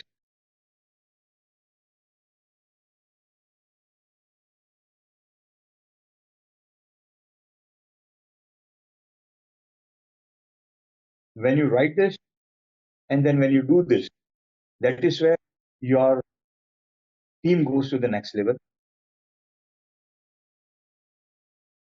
because they'll be more innovative, because they'll be communicating better, because they'll be taking more accountability, isn't it?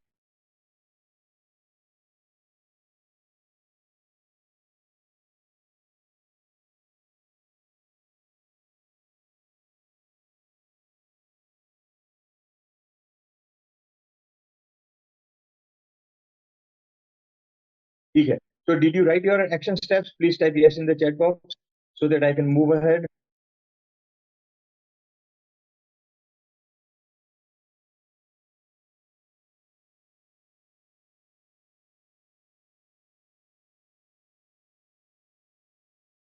Okay, we have 1 yes coming from. Cool. Let's move ahead. So the next one is continuous learning. We are just left with 2 of them. Once we are done with these 2, we will again go back to oneness, which is going to be one of the out of the world topics, and an absolutely new understanding and learnings for the entire group.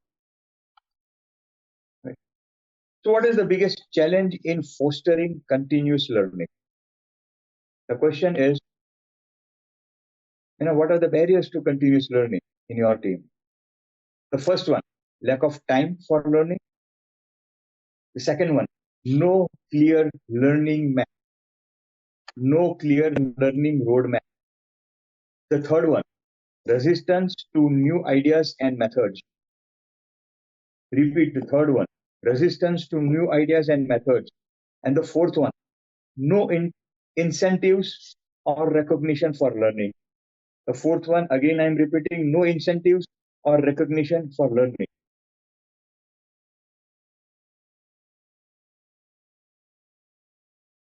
So what are the barriers to continuous learning in your team out of this 4?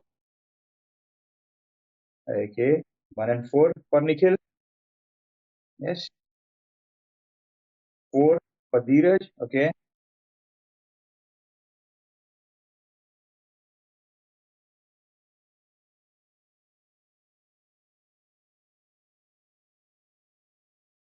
Yes, my dear leaders, please share your challenges in the chat box. Just share the numbers.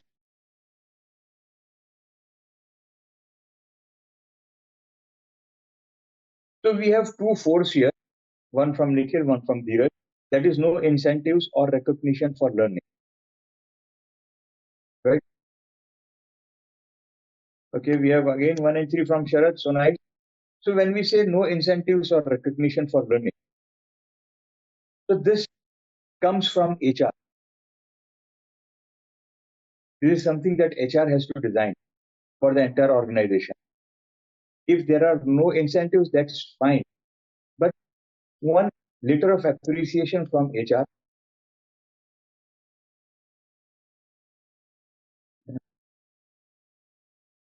one announcement in the WhatsApp group that so and so gentleman has gone through this learning program.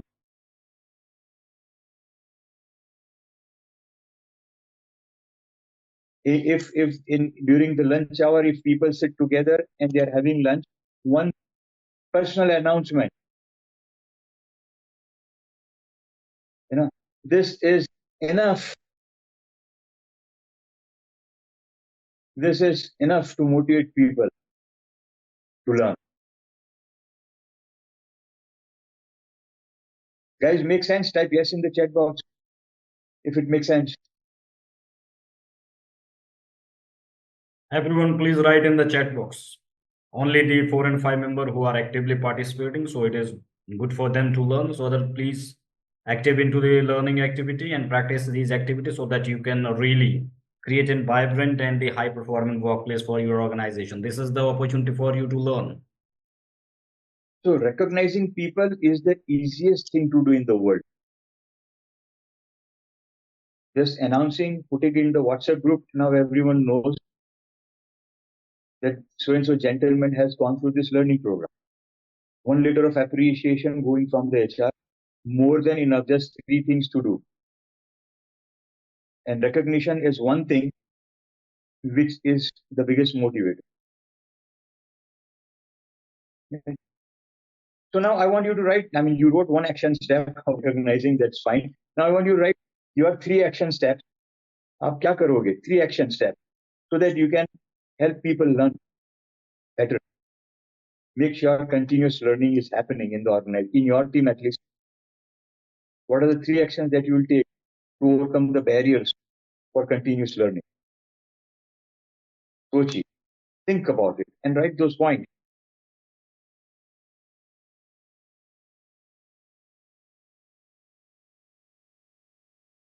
Yeah. Well, nice, Nikhil. Training and team building programs are amazing. But when we talk of learning, it is not just training and team building program. Learning is many things. Other than this, learning is not just teamwork, not just collaboration, not just, it can be learning English. हो सकता है ना? It can be learning table etiquette. It can be learning how to dress. Yes. It can be learning some advanced version of Tally. It can be learning an HR software. Learning can be so many different things. Sir इसीलिए मैंने वो सारी चीजों को training में include किया है. Yeah, that's fine. Wonderful. ठीक है. So that concludes us from this aspect of continuous improvement and learning. Now we go to the next and the last aspect of from the 6 values we talked of. That is, क्या कहते हैं उसको? What is the one thing that is left out of the Client 6? centric. Client centric. Client centric. Yes, client centric. Okay. Now the question is, what are the things which are barrier to client centric, to having a client centric approach? And the options are: 1, resistance to change. Because to have a client centric approach, the person has to change, has to think, has to change his way of thinking. कि अगला बंदा मेरा client है. I am in the accounts department, the guy is in the quality control, पर वो quality control वाला बंदा मेरा client है. And I am the client of that quality control guy. It needs that change of thinking, right? So that is resistance to change. Right? The second thing for client for the client centric approach is response time. Response time. कितना कम time में respond किया.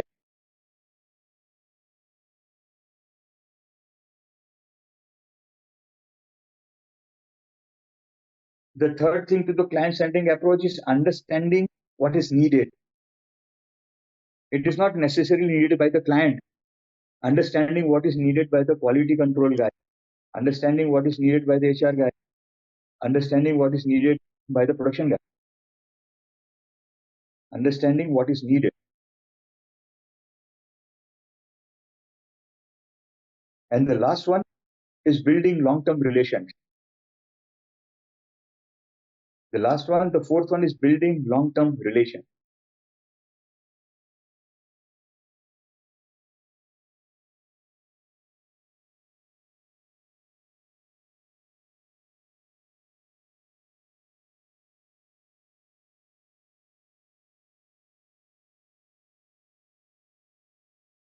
So out of these four, like, what are the barriers for your team to be client-centric?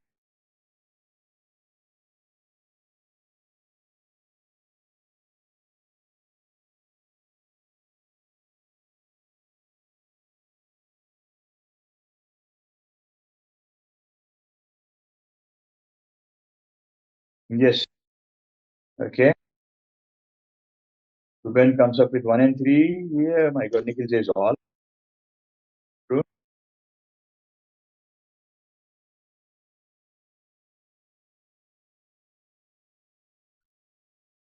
Yeah. Okay. Dheeraj comes with 1. So nice. So now the next one is the same question. What are the 3 action steps? 3 action steps क्या लोगे to overcome these barriers?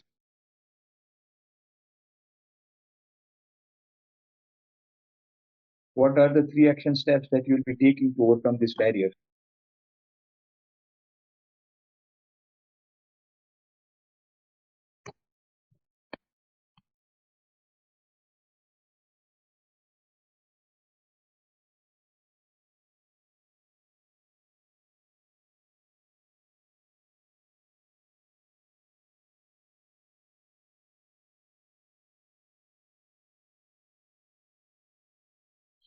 Yes. Okay. Very good, Nikhil. Thank you for sharing. So now this brings me to the most interesting part of this session. And I would love you all to please have your videos on so that I can see you all and we can have some amazing conversation happening. So the most interesting part of this session is oneness. तो ये oneness होता क्या है? What is oneness? Like, I had asked this question, so we had a lot of things coming, like something common goal, common agenda, unity. These were all the different things which came in the chat box when I asked this question earlier, isn't it? So abhi jo hai, I'll share my understanding. Let us begin with the understanding of yoga. Because to understand oneness, the first thing we need to understand is the philosophy of yoga. Without understanding that thought process, reaching oneness is tough. So, according to the philosophy of yoga, there are 3 levels of leadership. 3 levels of leadership.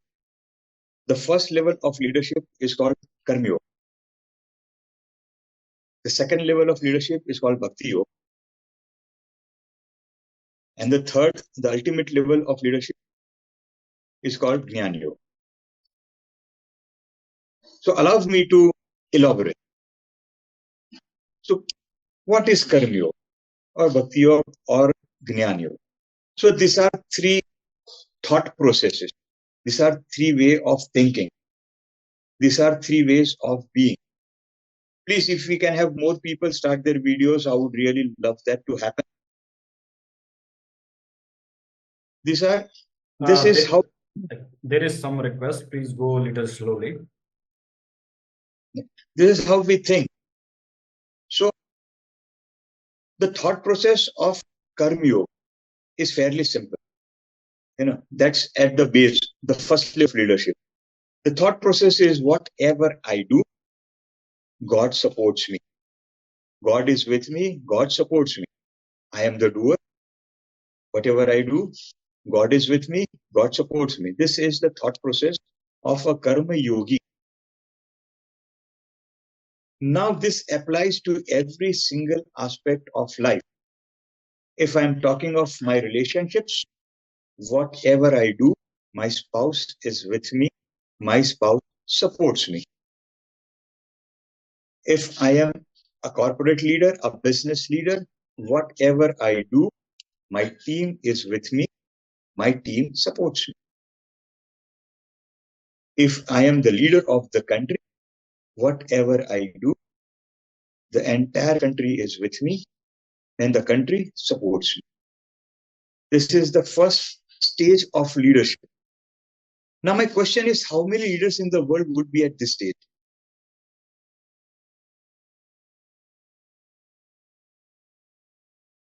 My team is with me. My team supports me. How many leaders in the world would be at this stage? I see many I smiles, think 10 to 20%. right? Very few, they would be like less than 1%. They would be like less than 1%. Right? And that is the first stage of leadership, the first step of leadership in the yogic understanding. The second step of leadership, the thought process, that is Bhakti Yoga. The thought process of Bhakti Yogi is whatever I do it for God. I don't do anything for me. Now this is purpose-driven person. Whatever I do it for someone else, isn't it? Purpose. So when we have purpose and the purpose starts driving us and the team and the organization, we reach directly to the second stage. Whatever I do it for God. Now it's the same in my relationship. Whatever I do it for my spouse. If I'm a corporate leader, business leader, whatever I do it for my team. Right? If I am leading the country, whatever I do it for the country. I'm not doing anything for myself. Whatever I do for others. This is a purpose-driven person. This is a purpose-driven organization. So when the organization is purpose-driven, we directly go to the second stage of leadership according to the yogic philosophy. That is Bhakti Yoga. Guys, make sense? Type yes in the chat box if you are on the same page.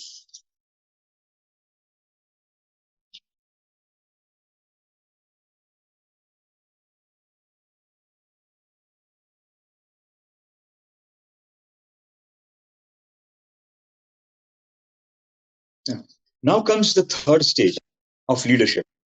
The third stage of understanding of the yogic philosophy. That is called the Jnana Yoga. Jnana Yoga is I am doing nothing. The thought process is like in Karma Yoga, I am doing things. Right? God is with me, supporting me. In Bhakti Yoga, again, I am doing things, but I am doing things for someone else. In the third, the ultimate stage, which is the Jnana Yoga, I am doing nothing. Me and God, we are one. Things happen. Whether I do it or God do it, how does it matter? We are one. This is the thought process of a Jnana Yogi. This applies to every aspect of life. My relationship, me and my spouse, we are one.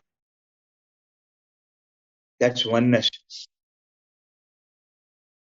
As a corporate leader, business leader, me and my team, we are one.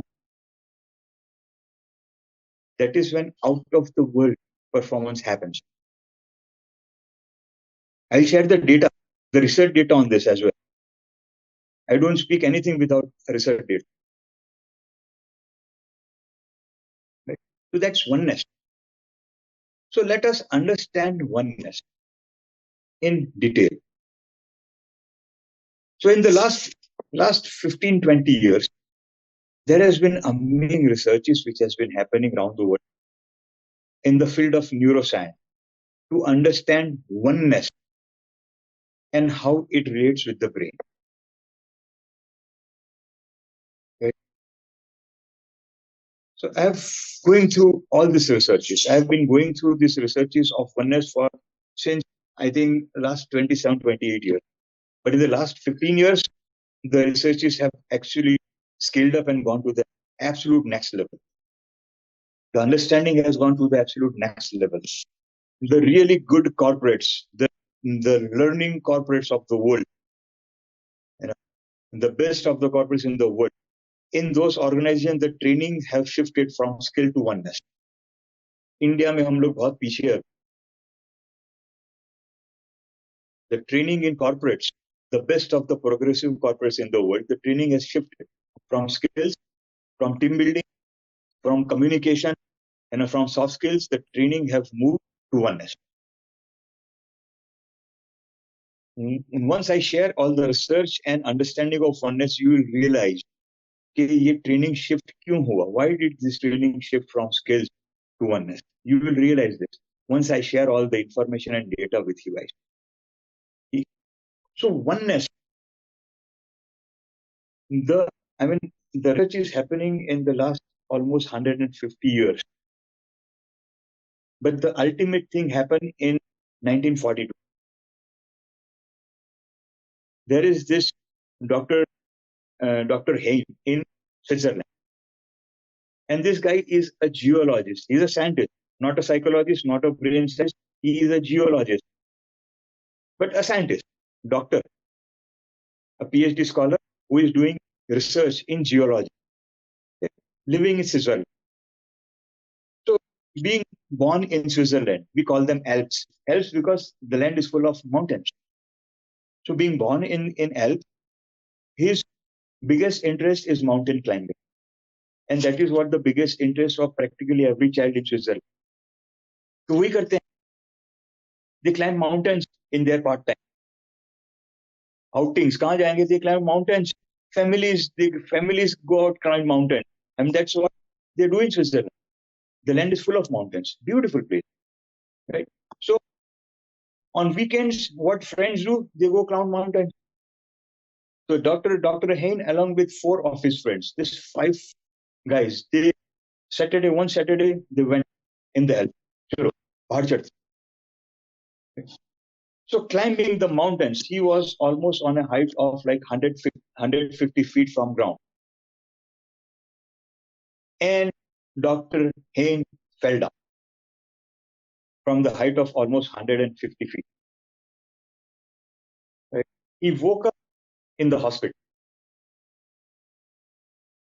After waking up in the hospital, like there were all his friends there, all the family was there, all the friends there. Like, and once he was a bit stable and he could speak, he could talk to people. He called all his friends, the 4 of them who were there with him in the Alps. And he told them this thing, something so amazing. Guys, please start your videos. This is going to be an out of the world experience. Just listening to this, just understanding this. What he shared with his friends is that I was about to fall. And I know what you individually scream. And he told them what they individually scream.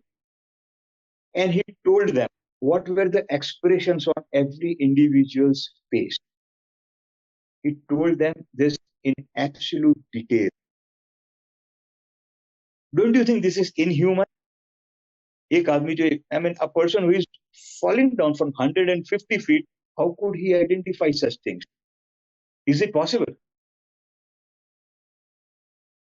Please type in the chat box whether this is possible or not.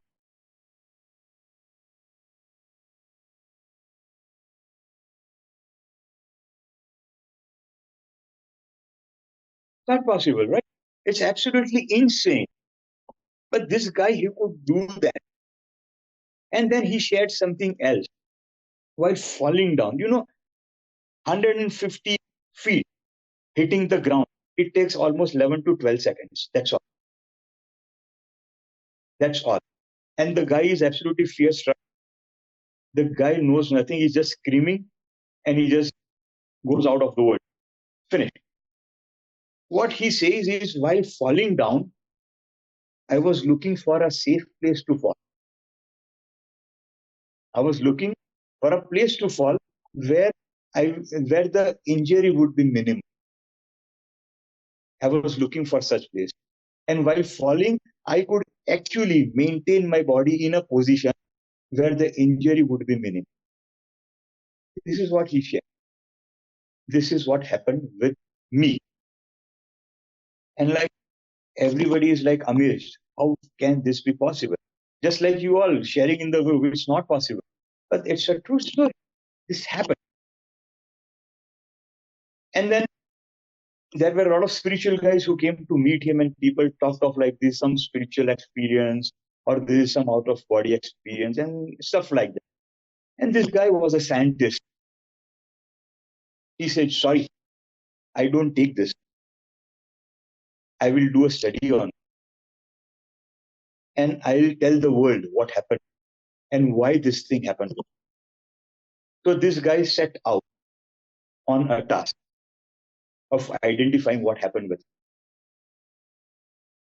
right? And in the process, he identified 35 similar people who fall from a height of more than 100 feet and they were alive. He identified such 35 people. He traveled the world, met everyone, interviewed all these people, and asked them. Out of 35, 34 said the same thing. Isn't that amazing? 34 said the same thing.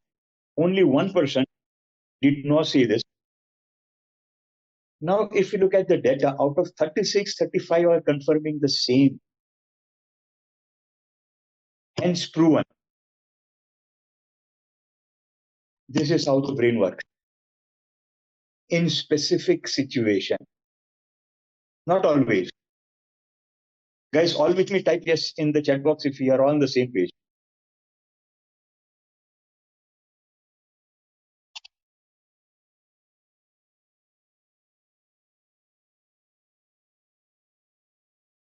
So this is how the brain works in specific situations, not always, in specific situations. Right? Then this state of mind, this is a state of mind in which this happens. This state of mind was declared as zone. Z-O-N-E, zone. So this word zone came into existence for the first time. Yes, everyone knows zone, but zone for the state of mind and this state of mind, this correlation, this happened for the first time. It came in existence thanks to this gentleman who fall from 150 feet. And he was not ready to accept that this is some spiritual thing happening with him. Right?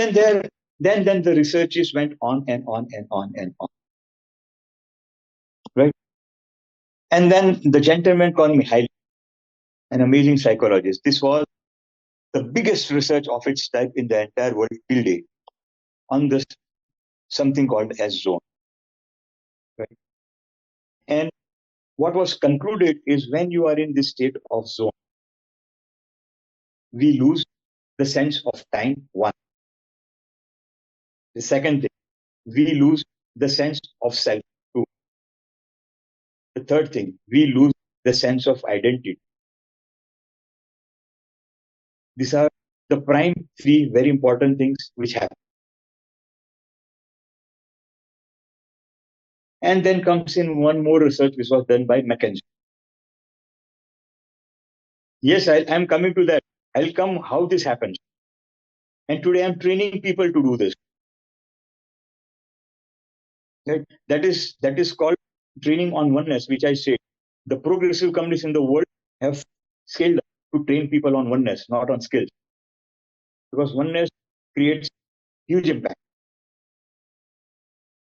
So after this study by Mithilesh, then came up some amazing studies which happened specifically on adventure athletes. Adventure athletes, samajhte hain? Do you all understand adventure athlete? It's like ice skiing on the mountains. It's like kayaking.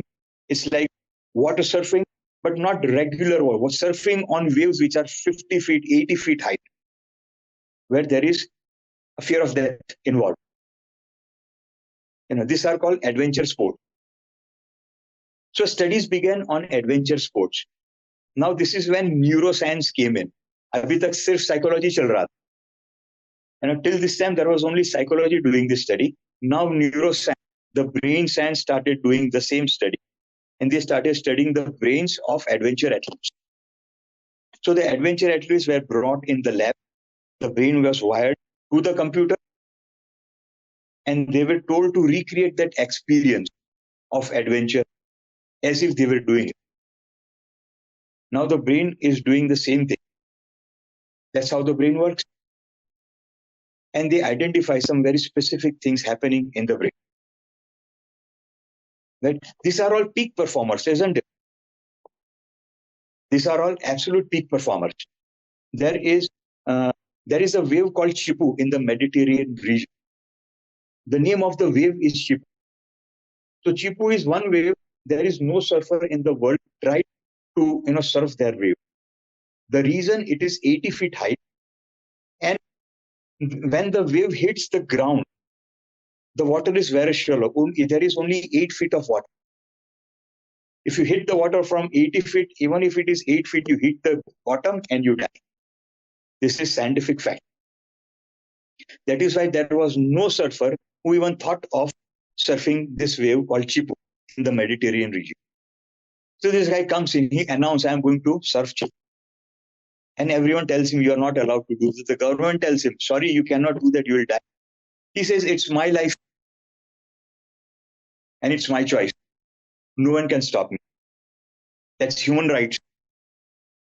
And he eventually declared the date. This is the date. I'll be surfing Chipu. There were photographers from all over the world. All sports photographers. There are at least more than 225 sports photographers present. He was being videographed from 18 different positions. And he went in and he surfed Chipu. All with the wave. And he came out alive.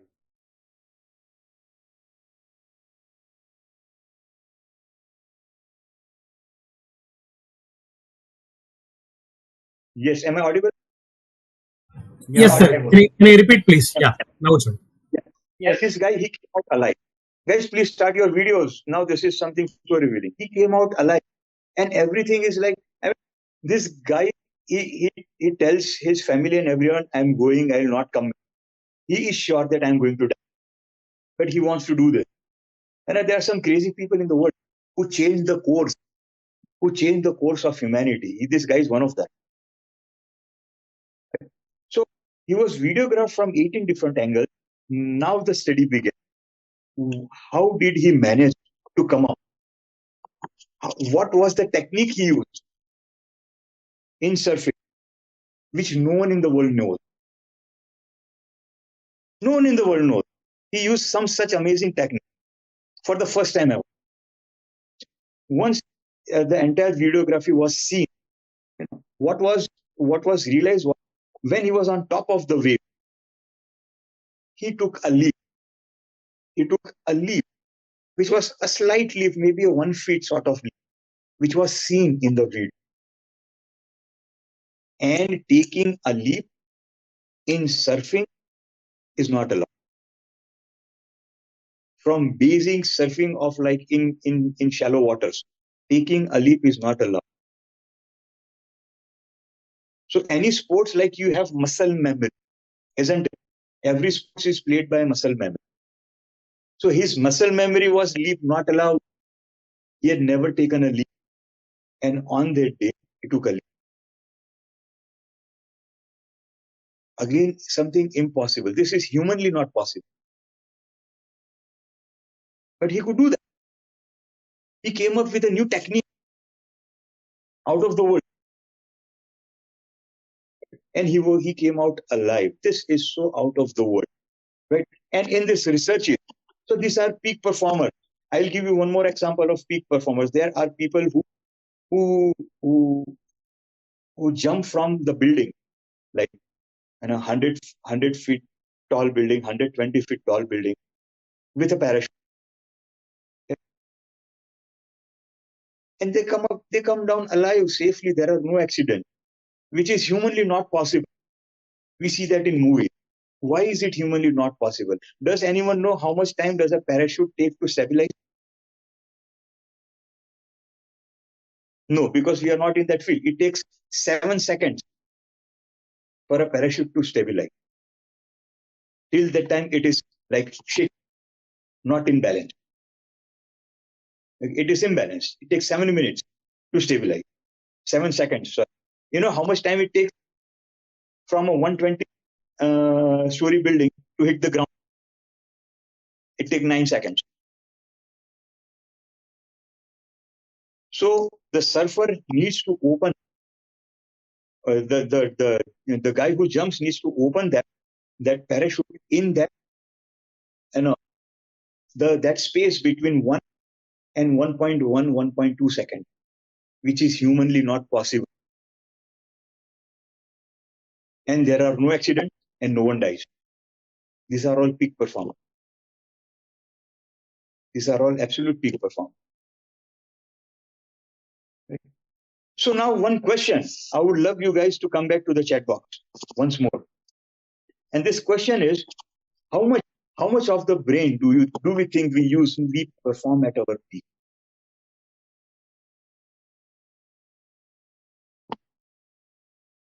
Ten to How much 15%. of the brain? Hanji? Yes? Please let's go to the chat box. How much of the brain do we use when we are performing at the peak? When I say peak is something out of the world, like which is not which we do routine, or which is not that the good that we do in the routine. Is out of the world. That's peak performance. I mean, is this the general, like when we use the brain, or this is when we use the brain at the peak that we have written in the chat box? I believe not many people even know what is the peak potential of our brain, because when you read some of the Wonderful. So the first understanding okay. So the first understanding I would like to share is we use 100% of the brain 24/7. That is the first scientific understanding that we need to have. 24/7, we use 100% of the brain. The question is, how much of the brain are we using to our advantage, and how much of the brain are we using to our disadvantage? That determines the quality of life, and that determines the quality of results and achievement that we have. Now, when these guys are performing at peak, when they were wired in the lab and they were monitored, the brains were monitored in the computer, what was seen is when they were in the peak zone, the state of flow, the state of peak performance, the frontal lobe, this part of the brain is frontal lobe, it shuts down, it stops working. It is only then a state of peak performance is possible. When this part of the brain, it stops working. Now, why does this stop working? I shared some traits of peak performance, of that state of peak of the zone. You lose state of, you lose the sense of time. Why? The sense of time is determined by the prefrontal cortex. You lose your identity. Why? Your identity is determined by the frontal lobe of the brain. So when you lose your identity, you can do anything and everything. What stops you is your identity. कि मैं ये हूं, मैं ये करता हूं, अब मैं यही कर सकता हूं. That is my identity. This is what I am. This is what I can do. And this is what I keep on doing. This is my identity. And when this stops, this shuts down, I lose my identity. Now I can do anything. That's the state of peak performance. It happens only when this part shuts down. Guys, does it make sense? Please type yes in the chat box if you are all on the same page.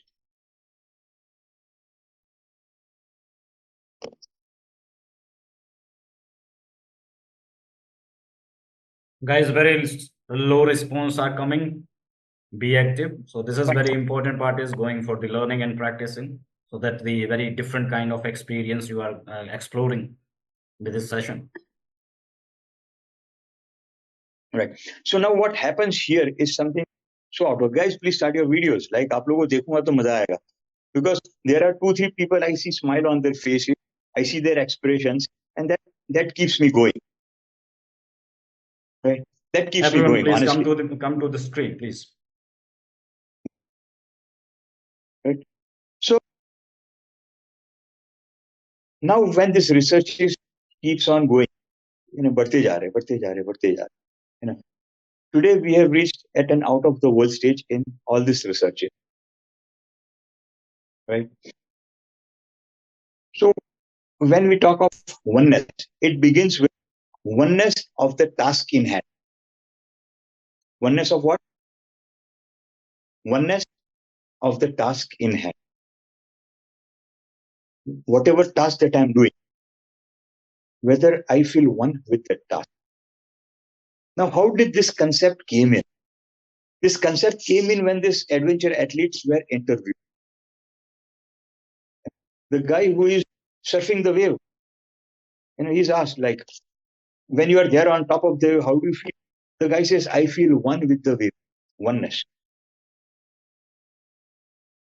These people, this adventure athletes who were ice skiing on the Alps, they said, I feel one with the snow. The adventure athletes doing kayaking, they said, I feel one with water. That is one with the task in hand. When they feel one with the task in hand, that is the only reason they do such things and they don't die. Because they feel one with the task in hand.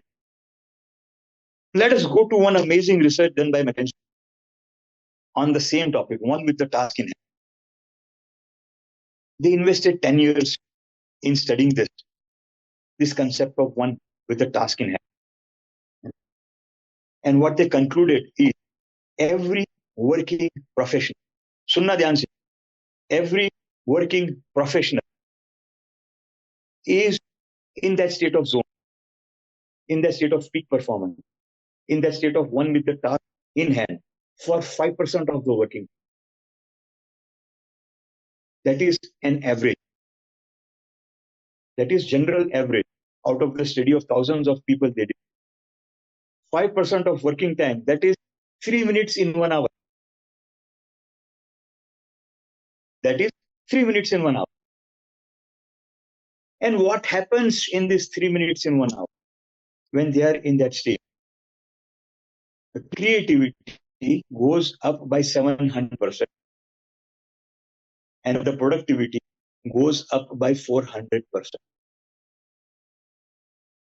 That is what happens only for this phase when they are in that state of mind, in that zone, in that peak performance state, in that state of flow. This study done by McKinsey, a 10-year project, after which this is what they conclude. And once you lose that state, it takes at least 45 minutes for you to get back into that state again. But you can get into that state again only if you are trained to do that. Or if you are lucky. There are two ways. So people are getting into that state because they are lucky. 3 minutes होते हैं घंटे में, that is also lucky. सोचिए, think about it. That is also lucky. 3 minutes in an hour, a generalized average, that is also lucky. Because that is when your productivity is 400% more than your usual productivity. Your creativity is 700% more than your usual creativity.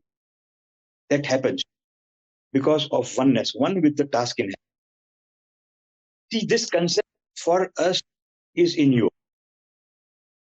I have been talking of this concept for the last 25 years, but people were never willing to listen to me. I used to talk yoga then. Now I talk of science, now people listen to me. That's the only difference. I am the same and I'm talking of the same for the last 25 years.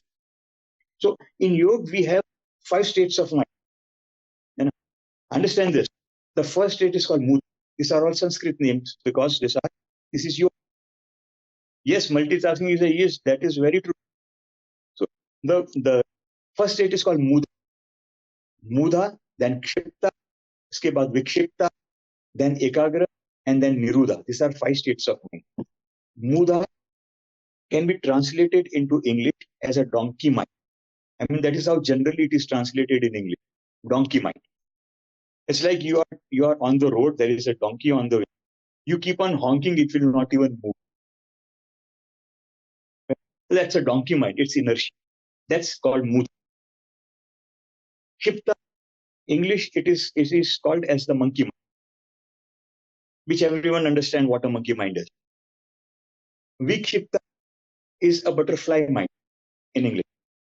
So butterfly, like when it is there on the flower, It is absolutely focused, concentrate. But once it is off the flower, the butterfly does not know what is going to happen. It will move, it will be blown away by the wind. So there is some concentration and a lot of distraction. That is Vikship. Then comes Ekagra. Now that is concentration, focus. And the last is Nirudha. Nirudha is oneness. Nirudha is the state of mind which we have been given. It is there in Bhagavad Gita, the 5 states. It's there in the yogic philosophy, the 5 states. Mudha, Chitta, Vikshipta, Ekagra, and Nirudha. Nirudha is oneness. So for us, this is no alien knowledge.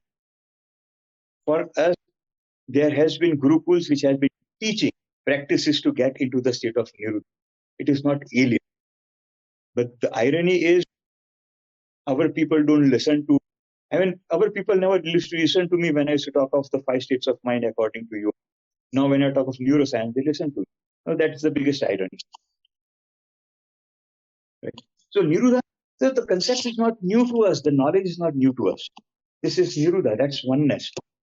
So it begins with oneness with task in hand. Now understand this understanding, this awareness will take you to the next level. Guys, please start your video. This understanding. Yes, very true. This understanding will take you to the next level because this is absolute awareness. We talk of growth, we talk of material growth, and then we talk of spiritual growth. Isn't it? My question is, are they different? Type yes or no in the chat box.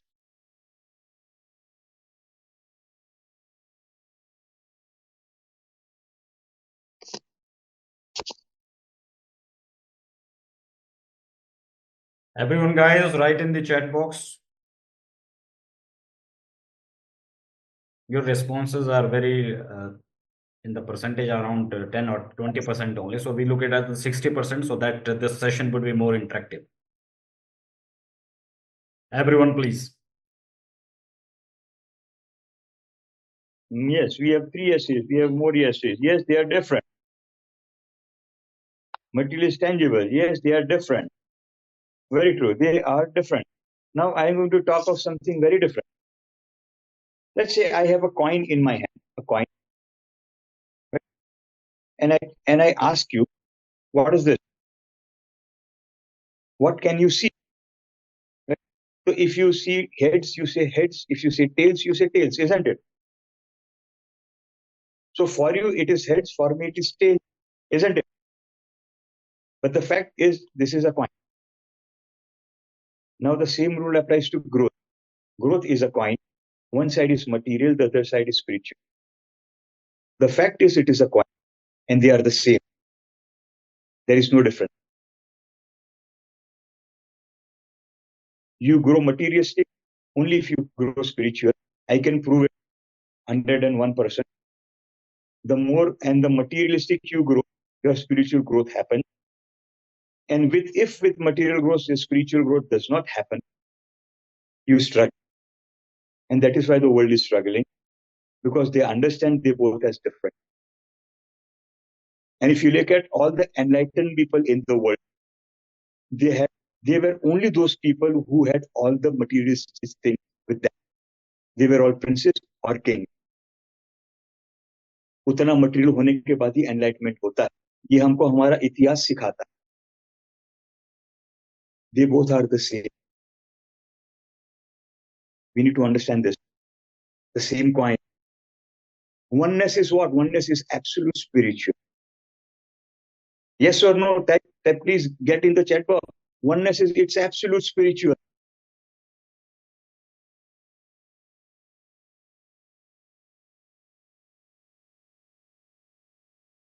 So the more oneness, the more you can feel one with the task in your life, the faster you grow. Isn't it? The more oneness you have a bigger bungalow. Think about it. Aren't they the same, spiritual and material? Two sides of the same coin.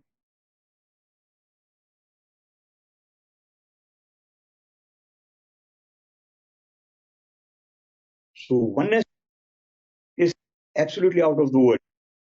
When the organization reaches oneness, standard operating behaviors is oneness in the organization. We talked of standard operating behaviors, isn't it? Standard operating behaviors is oneness in the organization. That's an absolute spiritual side of an organization, which is possible. And I've done it in 67 organizations. The spiritual and material, they are the two different sides of the same coin. Guys, type yes in the chat box if you all are with me.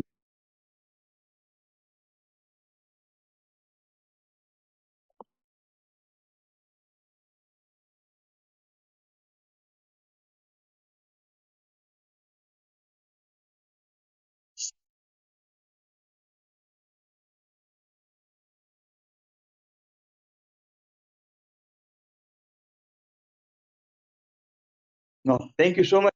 I had a few opinions in the chat box. So nice. So now let's go to the next level of oneness and the organization. Okay. I had a question, sir, how to achieve oneness? And please teach in the chat box. But see, that is not possible online. For that, we need to be there present physically. And if Dinesh you organizes some workshop physically, तो हम सब मिलेंगे. ठीक है.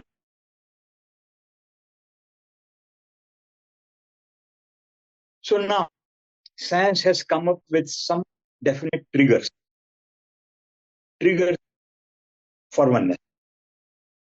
If you can put these triggers in place, you can experience more of oneness. Would you like to know those? Please type yes in the chat box if you would like to know those triggers.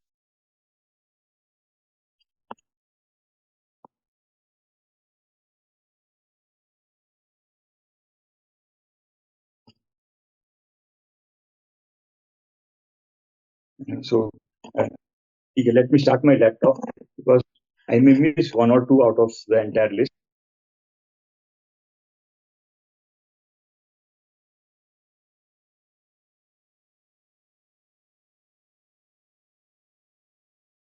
So the first trigger is purpose. The first trigger is purpose.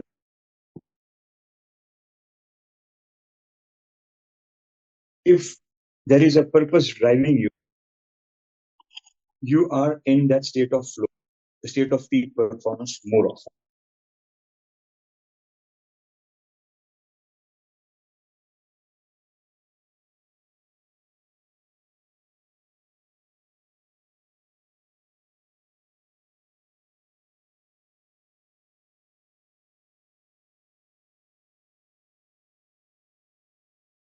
After purpose, the trigger comes that is called autonomy, the sense of control.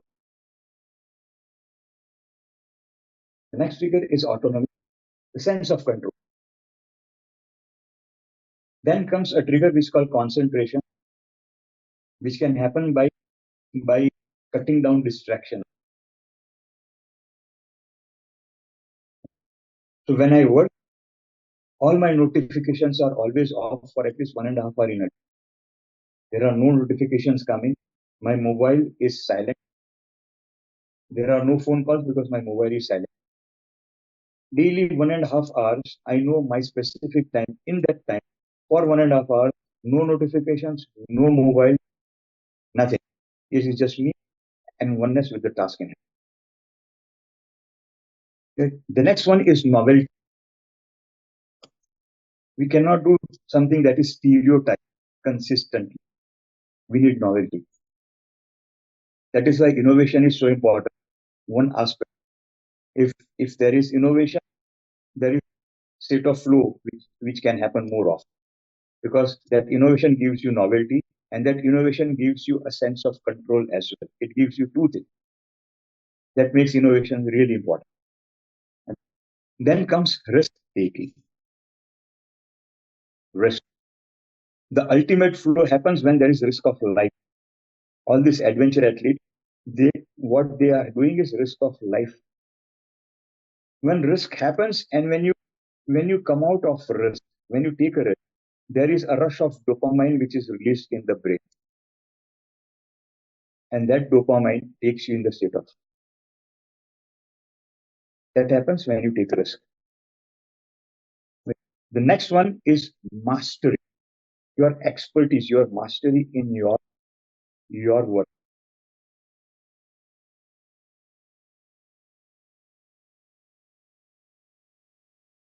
The next one is curiosity.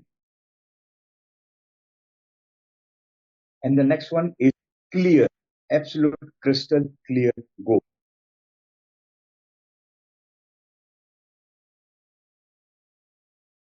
I think I missed complexity.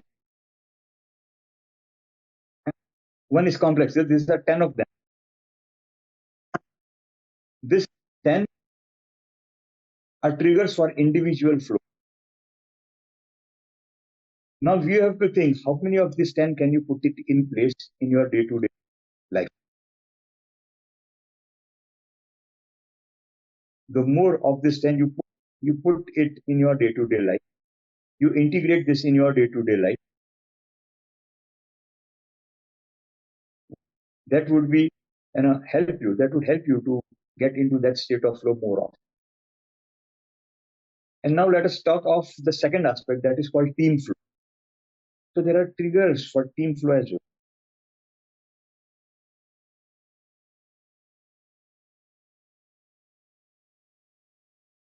So this again, it begins with purpose. Always. Purpose, concentration are the same. Mastery will remain the same. Sense of control will remain the same. Then clear goals will change into shared clear goals. Everyone should be aware of the shared goal and their role in their goal.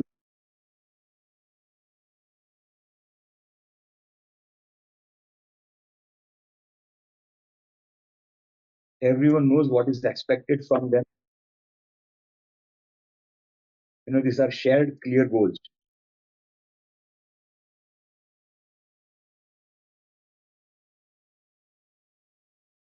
And then comes equal participation. A team, if there is a team of 6 people and all 6 people are participating, equal, nothing like it, but equal participation is not easy, practically not possible, but some participation from every individual of the team. That takes the team in the state of flow. And then comes the rich environment.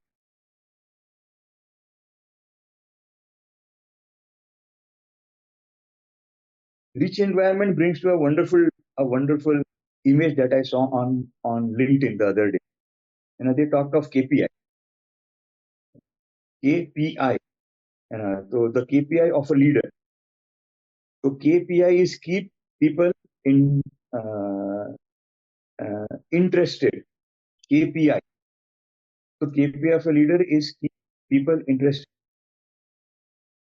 keep people informed, keep people inspired. Right? So that is the KPI of a leader. That builds a rich environment. So rich environment is a trigger for group flow.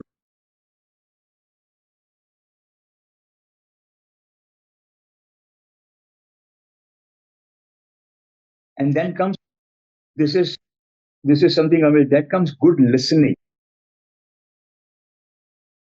for the group flow to happen. Good listening is extremely important. Everyone should feel that they are being heard. Listening.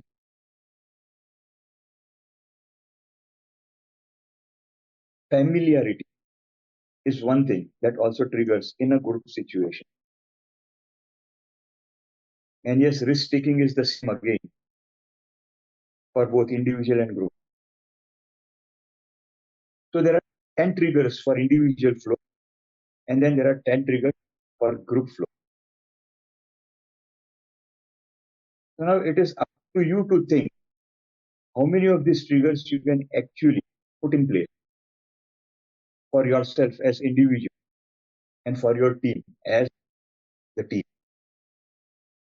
So I started with the first slide for the foundation of high team performance, for foundation for high performing teams. In that, there were three things that I shared. Can anyone tell me what were the three things?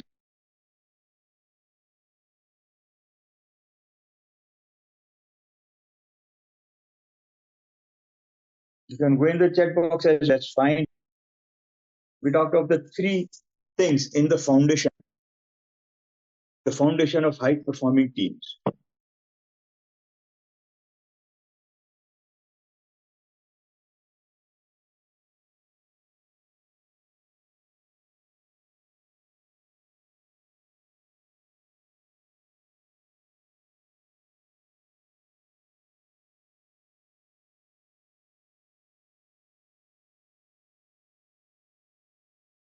Yes, my dear leaders, allow me to do that. The first one was purpose, the second values, and the third oneness. These were three foundations for high performing teams. Purpose, why? We had a lot of discussion on why purpose. And the last triggers that we had, purpose is in the both individual flow and group flow, a trigger for both individual and group flow. So purpose is really important. Purpose brings oneness at the individual level, oneness in the team level as well. The second is value. Values, we understood a lot of values, some technical aspect of value, and then we conclude what does values do is value is standard operating behavior, and when there are standard operating behavior, it brings oneness in the organization. Right? So everything that I talk now is absolutely spiritual. Think about it.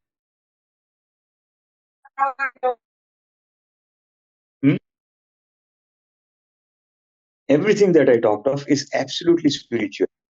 And this is the only way. Now, how can spiritual material be different?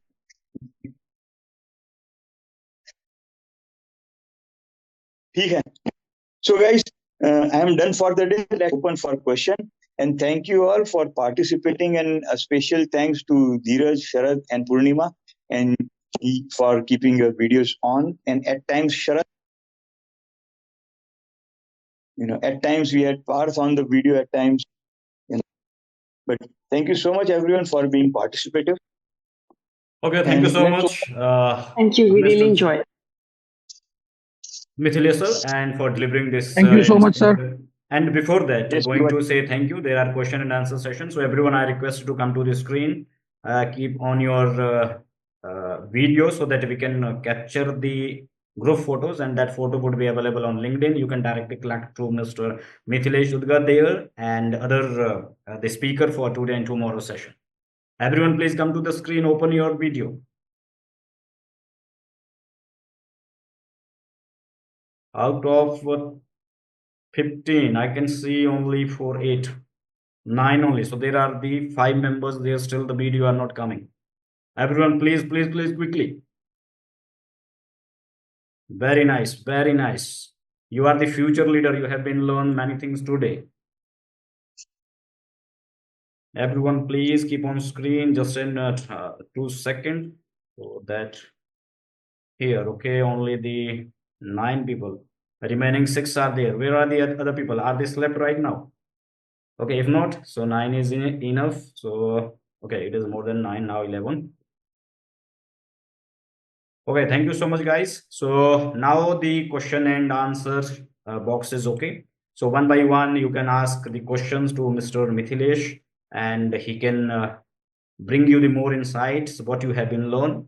And however, before closing this session, so we would go for your testimonial to Mr. Mithilesh.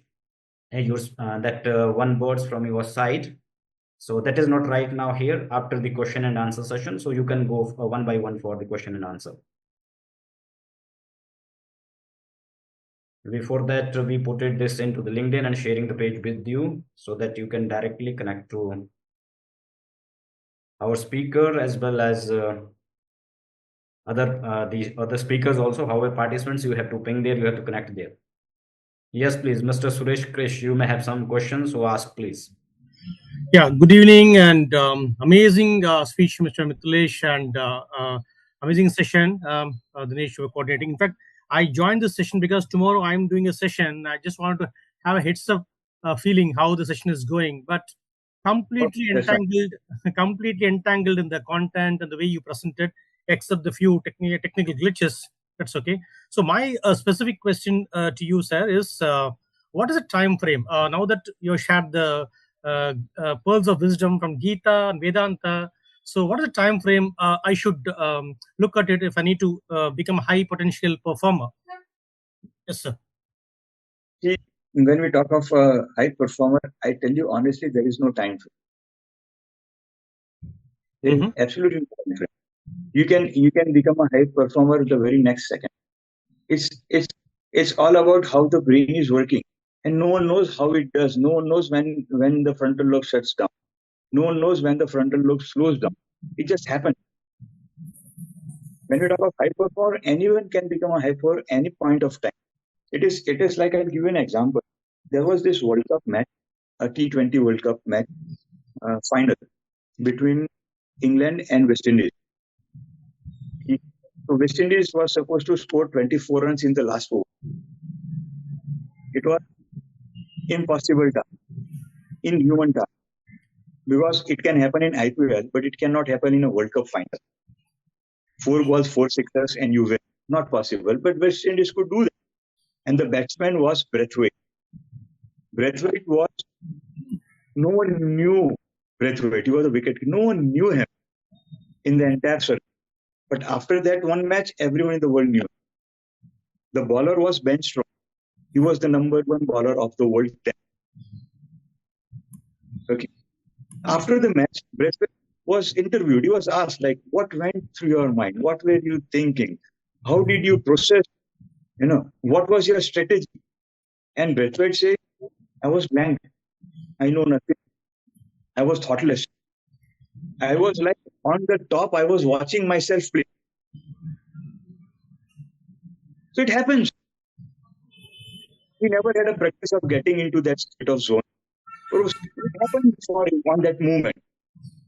And he could do that in human feet. Right? So there is no time frame. The biggest thing is, the bigger challenge you take, the more chances of you getting into the state of zone. And if I go to the study by Mihaly, I use his name in my talk once. His study says the skill challenge ratio has to be 1:4. Your skill is 1, the challenge is 4. That is when your probability of just getting into that zone increases.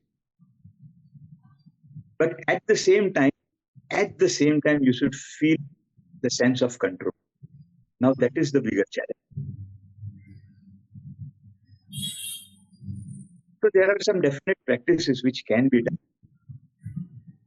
Right. The best practice, like in our Indian is breathing. Right? Why people don't get into state of calmness? There is to take a deep breath. Plus, do it. Take a deep breath. Pura. Take it. Kariye. Abhi sabhi log. Please do it right now. Let us experiment this very simple thing.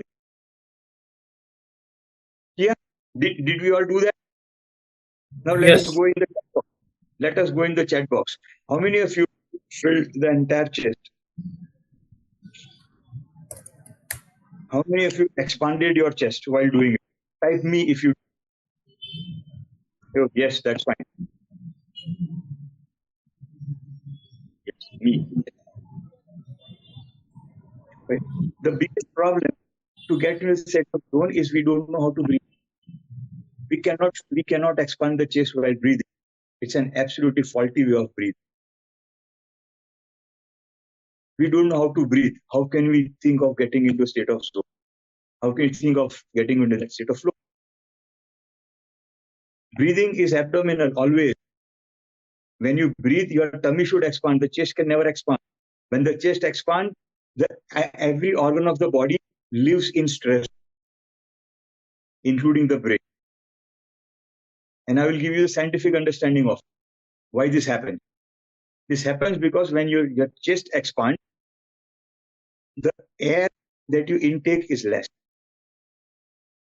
When the tummy expands, what happens is the lungs are always suspended. There is no base to it, but they are there on this structure called diaphragm. Diaphragm are there below the lungs. So when the tummy expands, the diaphragms they go down. When the diaphragms they go down, the lungs get expanded. They get suspended, and that is where the lungs get filled with air till the bottom because they get suspended, and that is where we take the amount of oxygen actually needed for us. And the breathing is faulty. State of zone, state of peak performance far beyond. We don't know how to breathe to actually intake the amount of oxygen which is needed. And that is why the entire organs in the body, they stay in a state in stress. Why? Because the oxygen they need, they don't get that much amount of oxygen. And the performance is far beyond, sir. The first step is we need to learn how to breathe. Make sense, Sureshji? Absolutely, sir. Thanks for this thing. I'll start implementing this. I'll But I connect with would you. to start breathing correctly, Great. and this breathing, I would just suggest you to follow one simple pattern which is given in I forgot the name of the scripture because I read so many scriptures, but I take some nuggets from everywhere. Okay. I'll connect with you, sir. This is a conversation between Parvati and Shiv, and it is only 101 shlokas. That's all. Okay. Every श्लोक is about breathing. और कुछ भी नहीं है उसके अंदर. Every श्लोक is about breathing. And in this, there is one format of breathing which has been given, which is 4:7:8. You breathe in 4 counts, पूरा tummy भर. You fill the entire tummy in 4 counts. Then you hold for 7 counts. And you release every single breath that you have in 8 counts. Okay. Follow this. Just follow this and see how your breathing just starts changing. Sure. Okay. You just do it for 5-10 minutes daily, 15 minutes daily, 20 minutes daily. You increase that time. And just by doing this, your breathing will start changing. It's not that. Only that what will happen is the overall breathing will slow down. Your breathing rate will slow down. When your breathing rate will slow down, your probability of getting in a state of flow will increase. Why? Because your breathing speed has slowed down. When your breathing speed is slow, you are not in stress, you are relaxed. Okay. You can get state of flow when you are relaxed, not when you are stressed. The biggest key to go there is control your breathing. Sure, sir. Right? Sure, Yes, sir. please. Thank you.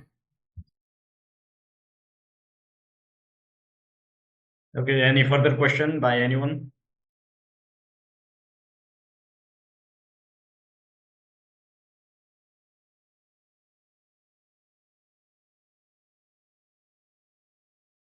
Yes, guys, please, if you have any question, you can ask either in chat or you can open your audio and ask directly. Dinesh, one more thing to you. Will we get the recording of this to the benefit of the members? Or how do we? Yes. Great. This will be on YouTube. Fantastic. I missed the first 10 minutes. That's the reason. Yeah. Okay. Everything you are getting the recorded video. So maybe by Tuesday you are getting all that. So Am I audible, sir? You are echoing. there are the echoes into your system. Again, you have to mute one system. You are using, I think, 2 systems. Is it audible now, right now? Yeah, okay. Yeah, now better.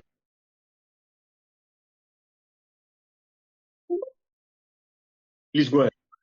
Yeah. I just want to understand, sir, regarding the leadership style, which you gave me the example that you told there are the three different kind of the category of leadership. Because nowadays the leadership is being a lot of important in any kind of the organization. As you said that there will be the Karma Yogi, Bhakti Yogi, and Jnana Yogi. But Mm. as far as this corporate life is concerned, Yeah. now we can see the different kind of the leaders and they have a different own kind of leadership style. So according to your opinion, what is the best one, the leadership style that we can utilize in our professional life, which can help us to Okay. get. Hmm. So Okay. would like to See, understand from you. yes, sir. See, for me, leadership is very simple. I love to keep things very simple. So there are three pillars to any leadership. If we talk of like a standard corporate leadership training program, sort of, Right? right? There are three pillars of leadership. One is called technical leadership. Right? This is about your technical knowledge of your field. You are in HR, then your understanding of HR, your knowledge of HR, the techniques of HR, the process of HR, and everything related to HR, your total knowledge, your expertise. So that's your technical leadership. Okay. And then comes your organizational leadership. Organizational leadership is about dealing with people in the organization, motivating them, getting things done, communicating all over. Like that's and in a nutshell, like simple words, organizational leadership. There are many things to it, but I know you understand that's organizational leadership, right? And then comes the ultimate one, which no one talks of. That's called self-leadership. I have not come across corporate training programs where they talk of self-leadership. And the biggest challenge in the world is not technical leadership, it's not organizational leadership, it's leading self. That is the biggest challenge in the world. Make sense? Yes, sir. Definitely, I agree with your opinion. And see, I work with a lot of businesses. I do workshops for a lot of small, medium businesses. I do one-on-one coaching, a lot of businesses. See, so in businesses, there are three simple challenges. One challenge is called leading the team. It's called leading the team. And this is about recruiting the right people, training them, motivating them, keeping them engaged, getting things done. That's leading the team. The other challenge is called leading the business. Leading the business is about sales and marketing and generating revenue and public image and PR and whatnot. So that's leading the business. And leading the business is also about expansion and thinking of growth and so on. That's leading the business. And then comes the third one, and that's taking the decision, taking the right action, setting priorities, stuff like that. And which is the most difficult thing. This is called leading self. So best of the businessmen, they don't struggle in leading the team or leading the business. They struggle in leading self. This is the biggest challenge in the world. Yes, absolutely right. Correct. And people who can lead themselves, they can very easily lead the team. Very And true. people who cannot lead the team, they are not able to lead themselves. I am very clear with this basic fact and understanding. In fact, I It's would like, like to tell. it's like last Yeah, week please go ahead. there is an entrepreneur. He comes and talks to me. He tells me, "Can you train my team to be accountable?" I said, "Yes, I can do that." But when you say that, come and train my team to be accountable, what I can hear is you telling me that I am not accountable. Because your team is not accountable only for one reason. You are not accountable, my friend. If you were accountable, you wouldn't have this issue. Right? So that's the culture. It comes from the top to bottom. जैसा leader वैसा ही उसका subordinate. Monkey Definitely, see you are monkey. actually the This thing is rule what applies. you rightly said. Actually, the thing whatever you said is very true and very relevant to the my because currently I'm facing one challenge about the leadership in my own organization. People are not Yes. happy with the leaders.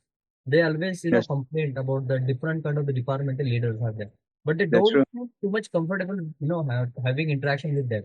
They always feel some kind of anxiety or under pressure, or they feel very non they Yes. don't want to start work under them.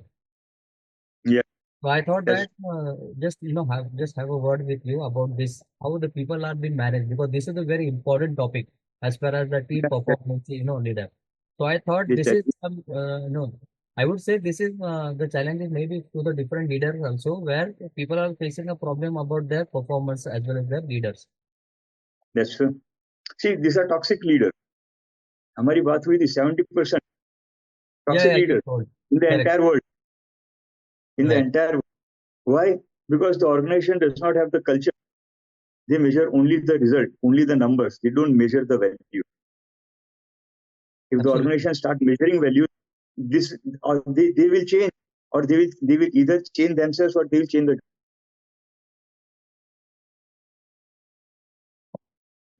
So the challenge is organization is not measuring values; they are measuring only the number. That is the challenge. That is why the world is full of toxic leaders. You're absolutely true, because nowadays the people management skills is very demanded, and now a lot of That's leaders are failed to manage the people. I have observed, because being an that's HR leader, I know that there are different kind of the complaints from the different department about their own bosses or leaders. They feel don't comfortable under to work there. very true. And this is the right topic that I thought I should take your suggestion as far as this high performance team building and the team spirit. That's true. So I really thank you. Yeah. You're welcome. See, what I have a very simple way of looking at the world. I don't complicate things. I always keep things very simple. I mean, from the leadership model also, there I talk technical organization itself. That's the simplest form of leadership model possible in the entire world. Right? And like you cover everything in this, like there is nothing which can be missed. So when you have leaders who are maybe toxic, or Right. who are maybe they have a KPI. I mean, there are leaders who have KPI, and a KPI keep people irritated. There are leaders who follow this KPI. Right. Wonderful. Yeah. And most of the leaders in the world, they follow This is this a very KPI. fantastic They make sure, abbreviation. Yeah. Very true. they Wonderful. make sure that the people are always irritated. Yeah. So the other day I was talking to a top leadership of an organization. We had a session on leadership. So I asked them this one question. Now I want you to write down 3 points how you ensure that you keep your people irritated. And they got irritated with me. But that's my job, to ask questions. And then I actually made them write. They wrote it, and then they realized it. And now we are in the process of change. That's fine.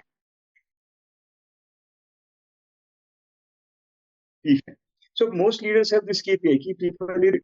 And because that is the only one way they know of how to get things done. Correct. They don't know of any other way.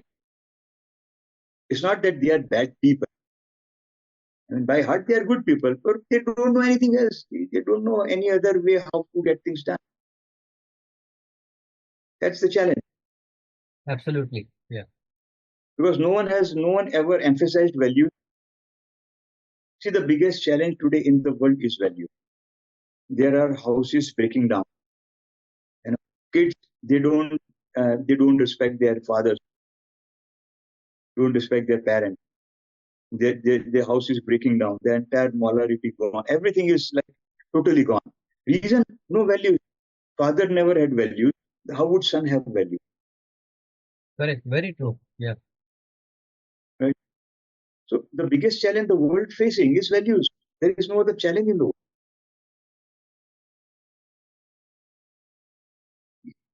So when we put values in the organization, the best thing that I have seen happening in all the companies I have worked with, when we put values in the organization, these people take these values back home. I've been working for doing this for the last 15 years. And like there are people who meet me, call me, who talk to me, and then they tell me, thank you, sir. Like my kids are following the values because I became those values. These are behaviors, they become habits, right? They are the same whether you're in the organization or at home. So when you are in some set of behaviors in organization, you are the same set of behaviors at home. Your kids follow the same behavior. So people come and talk to me like 15 साल पहले ये किया था, like मेरे बच्चे भी अभी ऐसे ही हो गए. They follow the same values. They it's monkey see, monkey do everywhere. isn't it? Yes, sir, absolutely. Thank you very much for your valuable insight and really truly appreciate the day. You delivered very well and you have covered a lot of very important thing, I would say. Thank you. Today, I really learned very different topic as far as my, previous learning is very different. So I really thank you to you and the entire team for providing such a wonderful and insightful opportunity. Over to you. Thank you very much. Yes, Thank you so much, Sharad, for giving your input as well as your testimonial to Mithilesh sir. And however, this session, the last time we had session with Mr. Mithilesh sir, that was 50 minutes only. That time the people requested for it should be more longer. So this time we added at the 2.5 hours. Now the people ask for the physical, but as in bringing all the people from different location in one place, online is okay, but there is one chance this time, this year 2025, we are also coming up with the people manager award that would going to the ceremony physically, maybe that depending on the numbers of the location region. So we divided the whole in India into the 4 region: north, south, east, west. So where will be the maximum number of the participant, around 100 plus? So we are going to be physically there conducting, and we will bring Mithilesh sir there for one day full-fledged workshop. Similarly, like this conference, we have been added 2 days. The another day tomorrow would be full-fledged 9 sessions by the different expert and speakers. Today it was the practical workshop where you get the different perspective, especially about which is the critical issue every into the individual life. Also, when we say as and the values, because everything is a drive through the values. If I create a value for me, I can achieve more. If it is not the value there, no one can respect, or either me myself cannot respect me. So where we talk about the purpose, where we talk of the value and the oneness. Without values, either there the purpose cannot be maintained, or then the oneness cannot be achieved. As rightly Mithilesh said, that the oneness is the totally spiritual. It come inside, then we can throw it out or flow through our innerness. So this is all about, and my take on. And further to, if there is any other question by anyone, and you can ask, or otherwise, everyone, one small words in appreciation to Mithilesh sir. So the value added and the rightly the perspective of high performing team has been delivered. That is more wonderful. Even though every time when we discuss with the Mithilesh sir, there is a something new come out. So before we end, I would love everyone to share one thing, not in the chat box. You have to say what was that one learning point that you are taking ahead in your life, and how would you act on it? Yeah, that was the testimonial. I'm asking about the same thing. So rightly No, you no, I have don't to want a testimonial. I want your learning testimonial. point. Yeah. What is that one thing that you learned, and how will you take it ahead in your life? The actual takeaway. Yeah. The actual takeaway from this session. Yeah, I will To be start. very frank. Yeah, please continue. One by one, please. First, Yeah. Sharad. Yeah, sir, I would go for the single-mindedness because very frank and honest. And when you was talking about, I just went into your website, went into credentials. Then that's the reason I wanted to attend your courses. So that's one learning. I'll be absolutely a single-minded without any kind of distractions. So that's a kind of big learning which I'll take it from you and today. Oh, that's fine. Wonderful. Thank you, Thank you. Suresh. Thank you. Yes, please. Yeah, I just wanted to convey that we heard a lot of things about this performance breakup and how to be a good leader. But here you have demonstrated in such a way which will be lifelong learning for us. The way performance can be enumerated and the way you have splitted those aspects, we will able to transmit to our team members as well. So that is what we are very thankful to you, sir. And definitely from organizational point of view, if I got an opportunity, I may connect you for the other things as well. Right. Thank you, Ruben, for your the key takeaway you have been from this session with Mr. Mithilesh. So fantastically, you will implement all those things what I have been learning from this session. So thank you so much. Sharad and Purnima is there. Please, your words and your takeaway. I would say absolutely. Yeah, Purnima, you please go. Yeah, please, Go ahead. Shad, go on. I'll second you. Yeah, absolutely. I would say that this was a really wonderful session where a lot of insightful session was there. As I told that this today was very different learning from me. As the way you have delivered, that was very, I would say the message was very, connected to my heart. Okay, because the values, the purposes, and the oneness. and what you told me today, what I have to do for my team, not only for me but also for my team in terms of increasing their, first you told me that we have to be connect with the people first, okay, and that was a very superb bulb moment for me, absolutely. And I would also say your thoughts were very different, connected in terms of aligning with the business goal as well as your own thought process with your team. That I really feel very, bulb for me. Absolutely, n number of session, I appreciate and was good learning for me in terms of the professional growth. So thank you very much from my bottom of heart, Mithilesh sir, as well as the You guys, people management. You guys are really done superb. I would say today my day was very worth.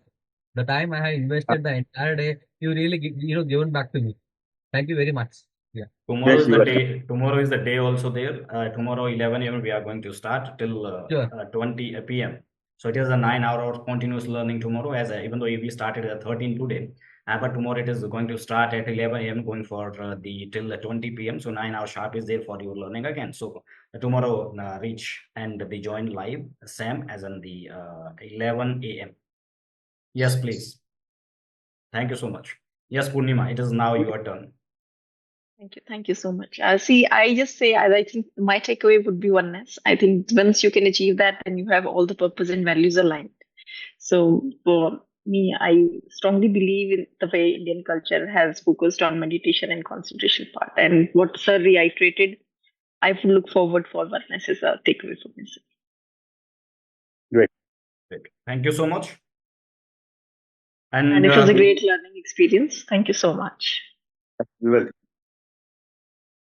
So thank you so much everyone for joining this 6 hour of learning who has been joined from since the 13 p.m. And secondly, the great interaction with Mr. Mithilesh sir, as well as especially to the Sharad, Purnima, and 2 and 3 other participants who has been actively participated in this sessions, and you bring a lot of learning in the takeaway from this today's second session on especially to how to build the high performance work culture or the team, especially because culture we can describe further to the next as in the advanced stage, that is about your team.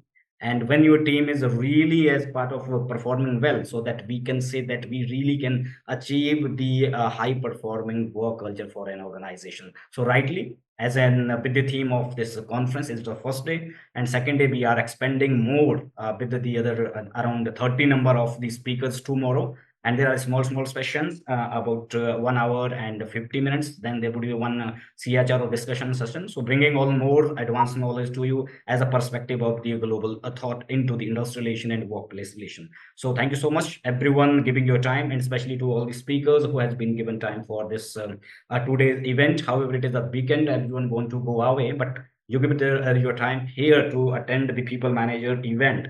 However, the knowledge is one of the key, one of the skill which will never let you down, and that will help you to in every hard time, helping you to come out of all these situations. So knowledge everywhere when it will be possible to get, so it should be get and learn from there, even though the small things also, but learning is always working for ourselves. So when we say at the end the oneness, so it is coming from the some learnings too. So thank you so much everyone for joining, as well as join tomorrow also. Then we will share about how the certificate and everything is going to get to you tomorrow evening. We are going to declare that.